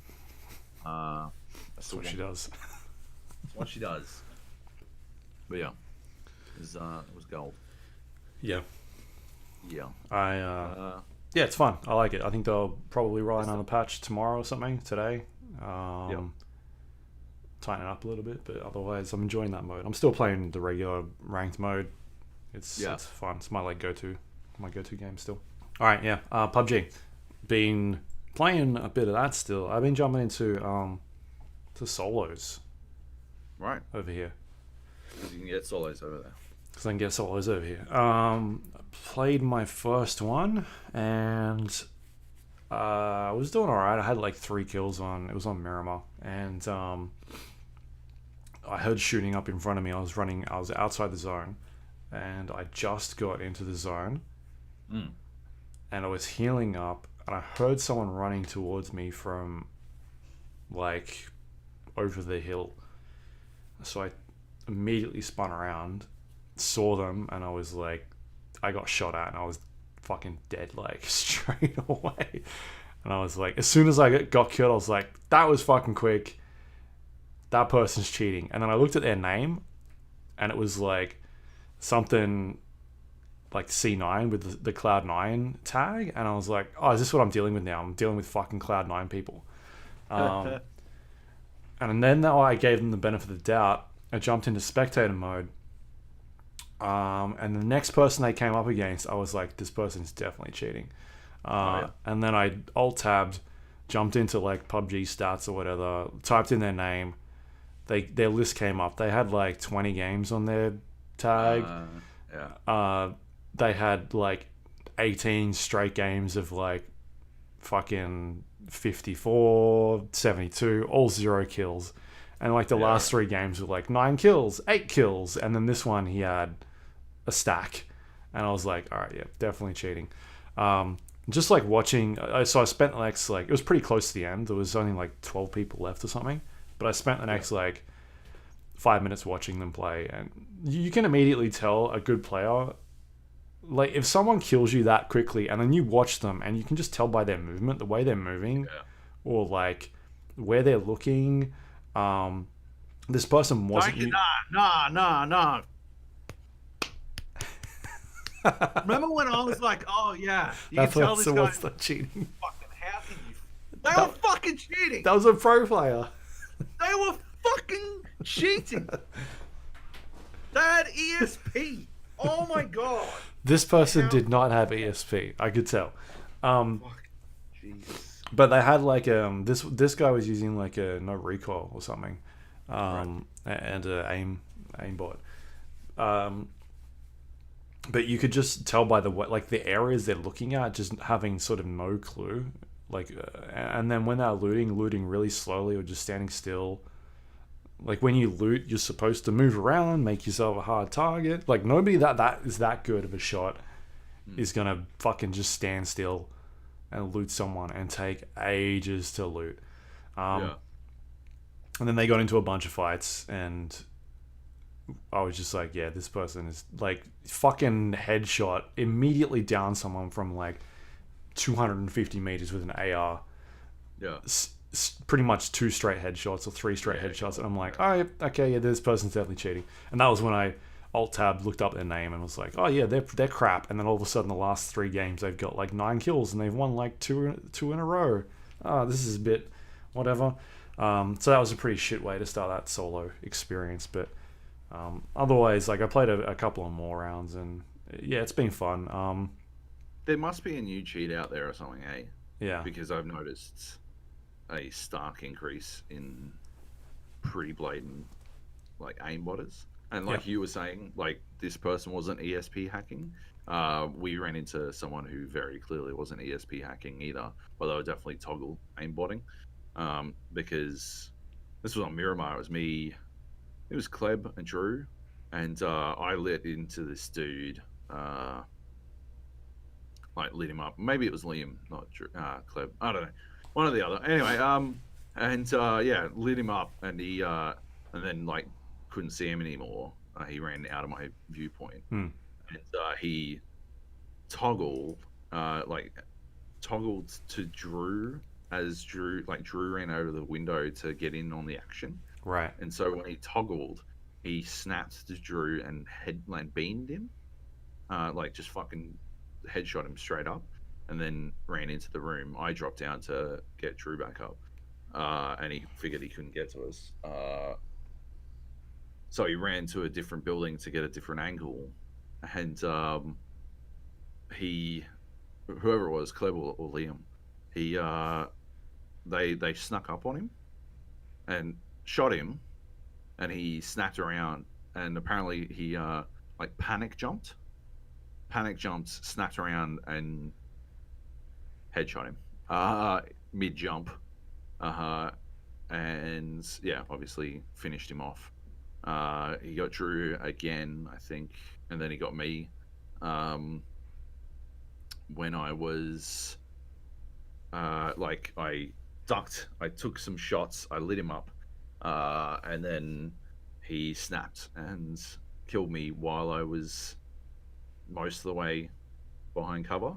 So all he could see was my head, and he snapped onto my head, and yeah, it was like such blatant toggling, and I haven't seen him fucking forever. So there must be a new one out there that people are like, the fucking little kiddies are getting kitties are. I just don't know why they're still having issues. Like, you will always have issues. But why haven't they not introduced the mid, like, kicking people fucking mid game as soon as they notice it? They have. I think it just takes some time for them verifying stuff. Because we had that game. I had that game on Vikendi a couple of weeks ago, where the person who came second got fucking banned for hacking while we were playing against them. But is that because somebody's banned them from reporting, and the report has finally gone through while they're in a game? Yeah, it must have been. Like, I don't think it's... Well, they can definitely get banned mid-game, is what I'm saying. You don't think they can be banned the same game where they were reported? Yeah. Like, it's not doing the rainbow thing where it's like, that, what you just did is impossible. Otherwise, the guy that I was playing with would have been banned fucking 2 games ago or whatever. Rainbow has Fair Fight and another anti-cheat, right? It's got 2 layers of anti-cheat. Yeah. Maybe PUBG doesn't do that. Or come on. No, because I know we've asked them about that, and they said it's expensive. They didn't want to do it. Oh. I remember asking Mr. Brennan Green about that. Well, it's only your competitive integrity of your video game, so who needs it, I guess. Yeah, that's dumb. Just crap. Anyway, speaking of cheating, you playing on Australian servers sure feels like cheating. Oh my god. Some of the shit that goes down when you're playing. Cleve shared a fucking photo on our Discord. Did he? Because we played a hot drop. There's 5 of us. So Drew and Cleb went in one team. Me, Squirrel, and you were in the other team, and we dropped on docks. It was only us, both teams, dropping on docks. And I don't know if you can see this photo, but there's blood coming out of your chest and your head, because it seems like Cleb got the drop on you, and it didn't matter. You still killed him. When I was spectating, you were like, I don't know. It was like you were playing a completely different game, because it took you about 3 times the bullets to kill anyone. But it also appeared that nobody could fucking hit you. It seemed like nobody could fucking shoot you ever. It's because they were dead by the time they were dead. They'd realized it. You'd emptied 3 times the bullets that anyone would normally need. But yeah, it was it's entertaining. It's definitely entertaining. It's harder to hit. I had because we played that one game. Yeah, and I went a little bit off. It was just you and I left, and we got stuck in this village. We wiped out two guys from a squad. Yeah. And then we were waiting for this third guy to come in, and he didn't come. And then eventually, the fourth guy. Fourth guy. Because you killed 2 in the fucking house. Yeah. That's right. Yeah. Dude around the wall. And the fourth guy we couldn't find. He was. I think he was just sitting in a corner somewhere. No, I reckon that was Gilly guy. That's what I'm saying. He must have fucked off to go get the crate. Right, so we ended up getting into the circle. We were waiting, and you were in this little shack thing. Yeah. And then like a fucking AWM shot like flies past me and hits like the rock, like literally outside your shed. It was close. It was like 20 meters away. And then I just couldn't see him. I didn't know where he was. And then I think he threw a nade at you, or he hit you with the AWM. He beat me. Yeah, he got me real good. I peeked I just peeked the same. I didn't realize it was an AWM. I just thought it was really close, and it was really close, and an AWM. Yeah, it was both. So I peeked the same fucking window twice because I had full health and a level 2 helmet, and I'm like, we'll be fine. And it was a dumb plan. And he must have fucking thrown 16 fucking grenades through the fucking window. One of those were me. So I threw 15 grenades. I pulled the grenade out for some reason. I pulled the pin, and then I wasn't watching, but I threw the grenade, and it was an underarm grenade, and I was like, what the fuck is going on? And it hit the wall, and then I just ran. And I went back and watched the replay, and it was always an underarm grenade, and I don't know where the fuck it came from. Like, I don't know why it was underarm the entire time. That's gold. Because that was the first, I'm pretty sure it was the first grenade I threw, so I don't know why it was underarm. Right. Or if it was like context sensitive, depending on how close I was to the wall. Anyway. I didn't see the grey thing saying it was the underarm throw, and so I just threw it, and it went, rather than going over the fucking roof, it went into the wall and then bounced straight back at me, and I was like, shit. Otherwise, you probably wouldn't have died, because I wouldn't have had to run away. No, he still threw another fucking grenade. There were at least 2 more grenades through that same window. Like, he was fiending for the finish. Which was dumb, because if he'd thrown grenades at you, if he'd thrown the grenades past the fucking hut, like he had enough grenades that he could have fucking blanketed the entire fucking world in explosions, but instead, just that one guy. And then so he pushes around the outside, and I light him up. I think he had a level 3 vest on him. He took so many bullets, and I had 1 health left on my health bar. It was like a line. Like, it was literally a line. Yeah. He might like, but you got a free level 3 vest off my fucking corpse. Yeah, So because you he didn't even headshot need you. this. Yeah. And then I forgot to pick up the ghillie. I thought I dragged it across, but Yeah. it mustn't have registered. Yeah. Took his AWM, and then I went off on a fucking run and found some people. One of the shots that I took at somebody, I was like, this dude is dead. And then I had him lined up in the head, fired it, and it didn't hit. And I'm like, what the fuck? And then I completely forgot that I'm playing with 175 ping. And so I needed to aim like at his chest. He was running in a straight line basically towards you, and it should the headshot, except for the fact that he was moving forward. Yeah, if you'd aimed at his chest, it would have fucking. Yeah, I completely forgot. But he was on my screen. It was like dead on his head. Oh, on Spectator, it was dead on his head as well. Yeah. Like, yeah, I don't know. And then I knocked a couple other guys. I think I got 7 kills that game, or 8 kills. Yeah, and I just fucked up. I went up the top of the hill. I saw a guy, and I started shooting him. I should have had my AWM out. I don't know.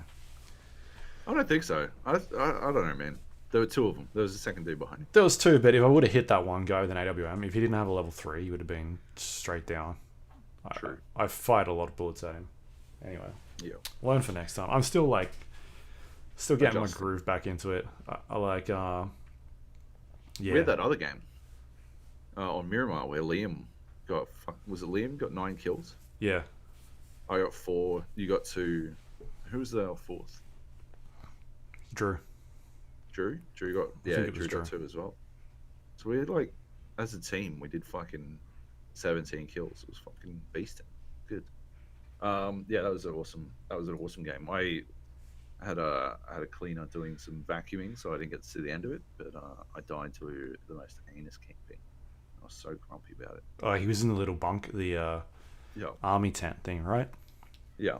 Yeah. Oh, and I think that was my first game that I'd played, and I fucking whiffed like everything. His head was like in the window, and I'm just like shooting all around it. It was terrible. But I'm starting to get my aim back. It was Heath. What was it? Heath, was it? Yeah. Yeah. And yeah, Liam did 9 kills, 898 damage. Yeah. So he didn't earn all 9 kills. No, he stole a kill from someone. I think one of them was from me. No, I remember someone, because we You did the least damage in our team. Yeah, you know why? You got 5 assists. Because something happened during that game. I knocked 2 people, and someone else must have stolen the kills because I didn't get the kills. So I technically would have got 4. Anyway. Yeah, you got 5 assists. But only 217 damage. All right. Total. I did 4 kills with 459 damage. So I did more damage than I got kills. So he stole my kills. Although Heath got 2 kills and 331 damage. So he may have stolen his kills. He's got to learn to finish. Got to learn to finish. Oh, you got to learn to finish. 5 assists. But yeah. Ran into some pros like twice yesterday. I think McClutch was playing yesterday. Luke 12, Juxie. There was a bunch of them that were playing. Like we ran into them at one stage. They lit up our car. You died. Drew switched the front seat of the car. Immediately stopped the car at a wall, and we got fucking drilled. Yeah. As we got out of that car. That was a funny game. I peeked and I got headshot so quickly, and I was like, "Yep, that's them. We're definitely done. We're screwed." Yeah. Yeah. We stopped at a crate and it was full. But you guys all ran away from the fucking car, so we couldn't get out of there. We got shot at. Someone went down. Johnny Bravo, yeah, went down. And sort of 2 separate. We couldn't. I smoked him, but I tried to smoke him, but he was too far away from him actual cover to get to. Yeah. What can you do? It was good though. Yeah, it's good. It's good fun. It definitely feels a bit unfair having you play with that ping sometimes. But Oh, it's just unfair because I can't kill anyone as quickly. get fucked. It's fair for everyone else now. Did you see the fucking picture? I haven't seen it, but I'll show you. I'm pretty sure I've got it saved because I've got that NVIDIA highlights thing on. Right. Yeah. I think it caps all the kills and deaths, and so I should have it somewhere. But I'll have a look. I definitely pinged the shit out of him. I remember I headshot him like pretty much instantly. It would have only taken like 2 shots to kill him. With iron sights as well. My gosh, Kleb had no chance. I don't know what he was aiming at. Kleb, when you listen to this, go into the replay and just capture what you fucking saw from your perspective, because it'll be dramatically different. That screenshot you shared is damning evidence, in my opinion. Because I'm telling you, he was already dead by the time he hit me in the head. Look at the fucking he just didn't know it. right now. Have a look at I that can't. fucking picture. If I change the screen. You are dead. You are fucking dead. I'm pretty sure I got the video. I'll share it. You don't even have a helmet on. Like, you're just eating fucking bullets. Yeah. Anyway, yeah. So that's PUBG. Yeah. All right. Yes. Is that the games? That's the games. Yeah. Unfortunately, not a lot of new. But what can No. you do? All right. Let's smash through some news and then we'll get out of here. We got Resident Evil 3. Questions, of course, but yes. News. Yeah. Question. Resident Evil 3 remake cover has appeared on the PlayStation Store. I don't have the same connection to Resident Evil 3 as I did to Resident Evil 2. I didn't think it was anywhere near as good as 2. To be honest, but maybe the opportunity to replay it now that I'm older, give me the chance to reappreciate it or appreciate it a different way. But Did you play 2 remake? No, I didn't. But I played it at a preview session. Yeah, but I never got a code. I heard it's awesome. I heard it like properly evolves, like brings the game into the now while keeping it very true to what Resident Evil 2 was about. Sure. So yeah, from that angle, I can definitely see the love for it. I really liked Resident Evil 2 back in the day, but yeah, I don't know. I didn't get a code, so I just didn't play it. Basically, yeah. Too many games to play that I have codes for, But yeah, still, I know there are Nemesis fans out there, so yeah, I'm sure they're happy to see this. Looks a bit Nemesis himself looks a bit goofy, doesn't he? I think. No. Right. I thought he looked goofy. Cover. Yeah, I'm like you. I don't have the sort of same connection with, I guess, most of Resident Evil. Like, I wasn't a big Resident Evil person. Like, I've played them, but yeah, whatever. But like this Resident Evil 2 remake, it's obviously up for like Game of the Year awards. At the moment, it's like one of the highest reviewed games of this year. But at the same time, I don't know. That's just like a nostalgia thing. Yeah. So. Yeah. It's hard for me to judge that. I guess we'll find out more next week when it probably gets announced at the Game Awards. Looking like where it'll be dropped. Yep. All right, next up, Campo Santo, the team that worked on Firewatch, that were picked up whenever it came out. Yeah, that were picked up by Valve a while back. Turns out that they are no longer working on Valley of the Gods at the moment, and they've actually moved across to some of the other Valve games like Half-Life Alyx, Dota Underlords, and also working on Steam platform as well. And I don't know if you've seen this, but there's a lot of people online that are very upset. I'd call them a small portion of the internet who are very upset that they're no longer working on this game. I don't know, man. Like, it's a weird. I feel like it's a weird thing to get upset about. It's a game that we really didn't know anything about. It was a short trailer. We don't know what the game was. If there's a reason why these guys have moved off of that project to go work on something else, then there's probably a good reason why. We kind of know. I sort of get it from the perspective of like Valve has a story history of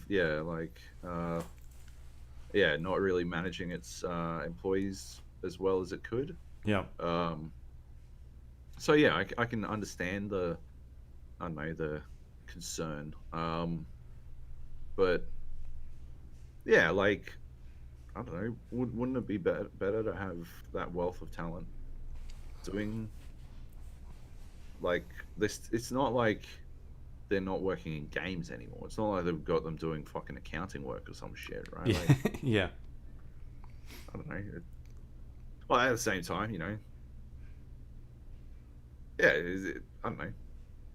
You still want fucking good basketball players to be playing basketball, right? Like, Yeah. yeah, And that's what they're doing. They're and that's what they're working doing. Yeah, on they're helping write that game and working on the design for that game, the narrative side of it. That's something those guys are really good at. yep, Talent from The Walking Dead and Firewatch had awesome narrative. yeah, I liked Firewatch. It just didn't end the way that I wanted it to end. That was my biggest criticism about that game. I wanted to yeah, see the aliens come down and do whatever they were doing. yeah, And so, yeah, it was still a really good game. Those guys, uh, like you said, Valve has this like open structure where kind of people can go in and work on the projects that they want to work on. I don't think they were forced to go work on this stuff. It's probably something they want to do. I know that they're big Dota fans. They had a Dota podcast at one stage that right, they used to work on, like huge Dota fans. So for them to go want to work on a Dota project yeah, seems like reasonable for those guys. And if you're a game designer and someone said, "Hey, do you want to work on the new Half-Life project?" yeah, Do you think you'd say no? yeah, yeah, yeah. That's a good point. Yeah, all right, I think they'll fair come enough. back to it at some stage, but Yeah, they probably want to go and work on things that maybe even inspired them to get into gaming in the first place, like Half-Life. And I know they're massive Dota fans, so if they want to go work on a Dota game, let them. yeah, Don't give them shit about it on the internet for wanting to go work on a passion project. yeah, I'm totally. sure they'll come back to it at some stage. Maybe they won't, but we'll see. It's just a weird thing where I see people getting upset saying that I'm not interested in a Half-Life game. I want to see, the Valley of the Gods game. It's like, okay, but what is that game? Do you know what it is? Because I don't think anyone else does. They released like one trailer for it. Yeah, Anyway, next up we've got Call of Duty released a big content update yesterday. This is kicking off their season one. In it comes, or they're saying it's their biggest content drop in history. right. We've got three new multiplayer maps, a new ground war map, a bunch of new gunfight maps as well. Some new multiplayer modes which include gunfight OSP, which must have been delayed because that's something that I've played back at Yeah, the preview session. And they've got Infected and Reinforce, which is another new mode. A couple of new special op experiences. Whether or not they work, I don't know. And then two new weapons as well, as along with a bunch of other patch changes that nerfing and buffing certain weapons and items and changing the way some modes work and whatnot. But yeah, like good support release for that game still. I've always liked how they've supported Call of Duty over the last couple of years and the way they keep it updated. So that's cool. Someone was playing it recently. I think was it JB that's been playing it. He was talking about in the maybe. chat. Someone was playing. I think it was JB. He seemed to like what they're doing in there, so that's cool. I don't think he was liking. I think he was struggling to get through the campaign. Really? No. Maybe you weren't there. All right, maybe. Someone Maybe was I'll- talking about it while we were playing games like yesterday. Okay. The new multiplayer stuff. Anyway, I don't know. Anyway. and the next one is one you put down. Do you want to talk about this? Yeah, American McGee got copyright striked for a let's play of a game that has his fucking name on the box. Yeah. So he did a let's play of Alice Madness Returns, an American McGee game. and got copyright striked by some other YouTube channel because they made unique content of their own about Alice Madness Returns. And so when he tweeted about this, is like, "Is this how the system is meant to work, Team YouTube?" Team YouTube replied with, "Thanks for bringing this to our attention. If you feel your video was claimed in error, you can dispute it here." Like their fucking stock standard fucking response. Yeah, computer response. Correctly pointed out that his fucking name is on the box. Like, how is it not? If we're gonna talk about fucking unique content, how is it not his fucking unique content at some point? But this one's particularly interesting because I noticed Lance McDonald, who does Bloodborne, like breaking Bloodborne, like he mods games and stuff. Yeah. Like PlayStation games to see the stuff most people can't see. He recently got copyright striked by the exact same company for all of his content. And so somehow they're just exploiting the copyright system to like hoover up revenue from like small creators. Yeah. Because they'll have done this to everyone, not just people like American McGee. And yeah, like it's fucking stupid as fuck. Yeah. That like YouTube has such a terrible system.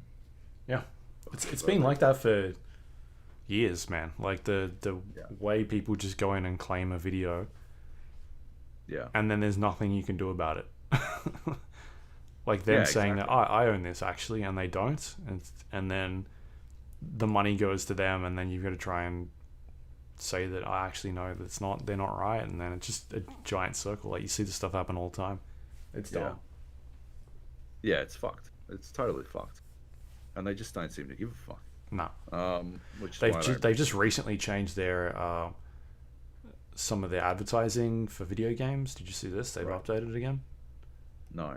What did they do? Violence in video games. So at one stage, there's only certain things you're allowed to earn revenue off for monetization on places like on YouTube.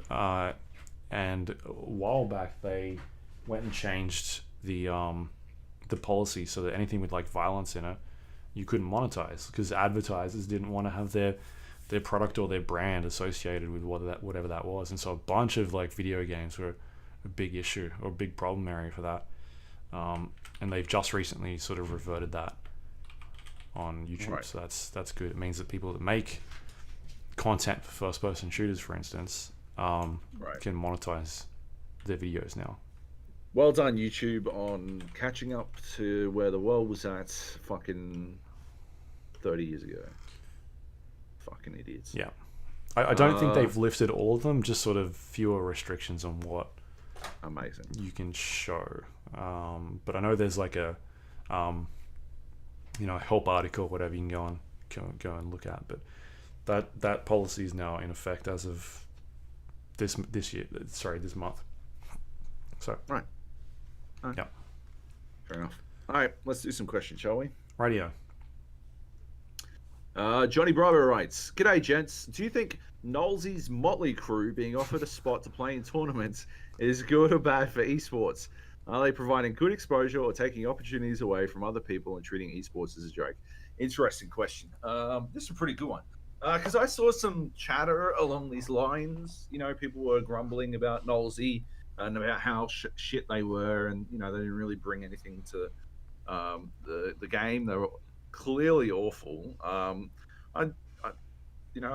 sure they've played PUBG before, but they weren't ready to debut in a competitive environment. They weren't ready to come up against Extreme 2G. Yes. Yeah.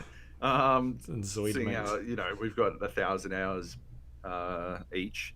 And we're still not ready to do that. I used to be ready. Now that you got the fucking ping advantage, you're ready. I'm ready, yeah. So yeah, is it good or bad for esports? So I was thinking about this ever since, and like I land on the side of I think it's good. I think it's a good thing. I think they're entertaining. They are entertainers, and yeah, there's a long history in sports of like goofy shit happening to like get bums on seats. Yeah. Celebrity To me, basketball. right? Like, yeah, all-star games and All stuff star like game. that. But this to me is more a bit more like that episode of Futurama where the Mets get Leela to join the team as the first female Blurns ball player, and the draw is that she beans everyone. She hits them in the head every time she throws the ball. Hmm. So she just keeps hitting, and the idea is she's terrible at the game, at the sport, but she draws in a crowd and people, she gets her own fan base and stuff like that. And I do not think that, like, obviously it's a cartoon, whatever. I don't think it's bad for. It wasn't bad for baseball. It's actually rooted in like a history. There's history that like it wasn't bad for Blurns ball, sorry, but it has a history in baseball. In that, like, there used to be like the Harlem Globetrotters, right? Yeah. That sort of thing used to happen in baseball as well. You'd have guys going around like Babe Ruth and stuff, playing in like goofy matches against like uh, unlikely opponents and stuff like that. And Happens in tennis as well. Tennis. yeah, exactly. Yeah, you got that dude, the clown tennis. Like, Roger yeah. Federer. Oh, ho, ho! um, yeah, like I don't think it's bad for esports, and I think it's I think it's sour grapes to say that it is. Anyone thinking like anyone grumbling about them taking an opportunity away, the only spot they would have removed is the dead last spot. If you don't want Nolsey's motley crew to take your spot away, don't qualify dead last, I guess.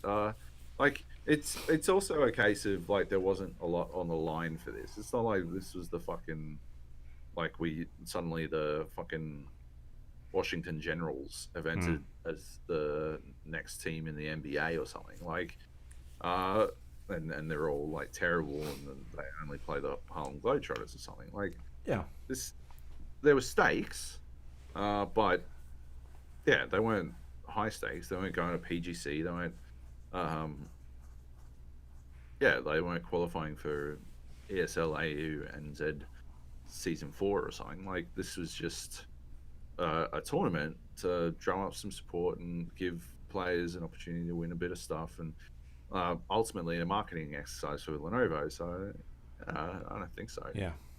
It got eyeballs on PUBG in Australia, so it's explicitly a good thing. Yeah. It was making at least headlines. Um, Yeah, and we wouldn't have seen amazing strategies come back, like the jamming 4 people into a shit shack. Like, we don't right. see that anymore. You never see it anymore, and it worked out for them. They didn't come want to last play in that a shit game. shack. Exactly. So, you know, yeah, like I can see this perspective. I just think they're wrong. Anyway, yeah. Hmm. Uh, But at the same time, like, I don't know, like, what audience are they going for? Like, you mean by using Nolsey as a draw card? sure, yeah. Yeah, like Or all those other those people. I don't know who. I know who Stephen Bradbury is, but I don't know who the other two are. They were like reality stars, right? I think so. I don't think that's like that's not really our problem. That's more a marketing problem, right? Like it doesn't matter for esports Mm-hmm. who the like what audience they were aiming at. I think as a publicity stunt, it may have missed its aim a little bit. Sure. Like, but yeah. Otherwise, yeah, I don't know. I just don't think it matters. Personally, I agree. I don't think it was. I don't understand who they were trying to draw in. I don't think the people who care about a Sydney socialite and reality TV star are necessarily going to start watching PUBG esports because they played. Yeah. But yeah, for gamers who know who Knowles is and know who Stephen Bradbury is, it's certainly a spectacle to have a gaze at them doing some stuff. And yeah. Yeah. Anyway, yeah. Cool. Good question. Good question, JB. Monkey Magic writes, "Hi, Luck and Jubnub." I like that name. I'm seeing a lot of end-of-decade lists starting to pop up, and I was wondering if the current and previous hosts, and also the listeners, had some memorable moments from the past decade of GA podcast episodes. Oh. There's no question. There's no question, Monkey Magic. Although I very much appreciate the sentiments. I would love to see... I would love to, like, we're coming up on episode 500. What are we now? 4 away? 496, yeah. Yeah, we're 4 away from episode 500. I would love to put together something for episode 500. I've already started.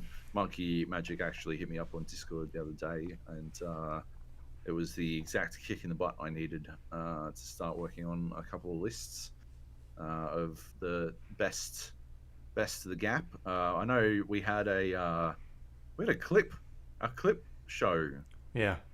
On one of our previous that took fucking ages. milestones. So I don't think you're doing anything this Christmas, Luke. So yeah, and also I don't think I've got all our shows anymore. I think we brought this up before. Yeah, we can look back at episodes a fair way back, but we cannot download those episodes. Yeah, I've got from 197 onwards. Yeah.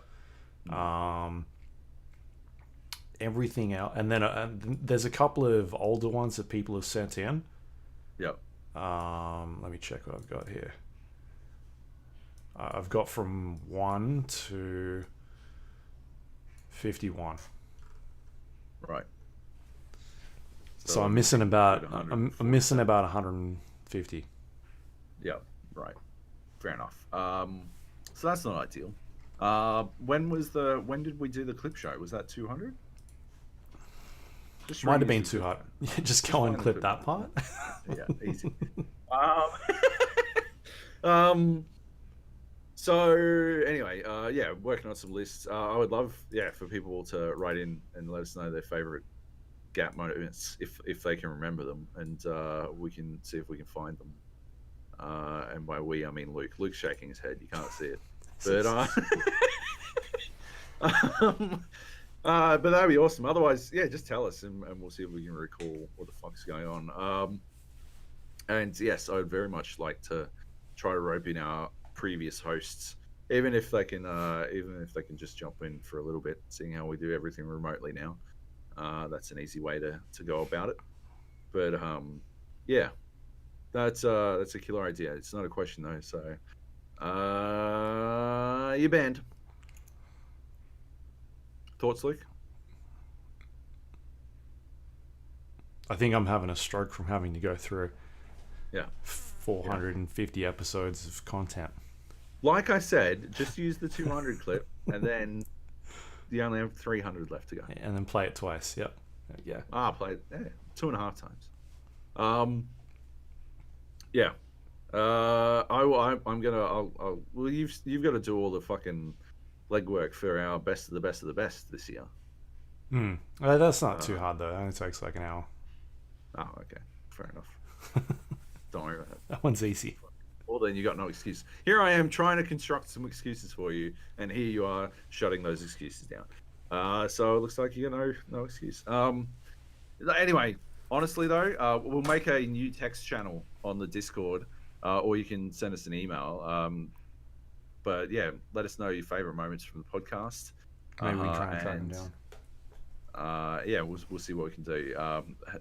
Hopefully those moments are after episode 200. If you can timestamp them, that would be fantastic. We're trying to do as little as possible, which is basically the motto of this podcast. And yeah, we will definitely do something to celebrate episode 500, because we definitely missed our 10-year anniversary. That was back in August. August, yeah. Yeah, that's been and gone. So we're now well into our 10th year. But yeah, episode 500. That's a milestone we can celebrate because we can remember it. It's very clear to us. Anyway, it's in the title somewhere. It's in the title, yeah. Awesome reminder. We've definitely done more than 500 though. Like, but in terms of 100%. episodes, shows, we're getting 500. But numbered episodes. They're the only ones that count. All right. Clebo writes. Clebo made? Clebo. I've never asked him how he says this shit. Clemobud.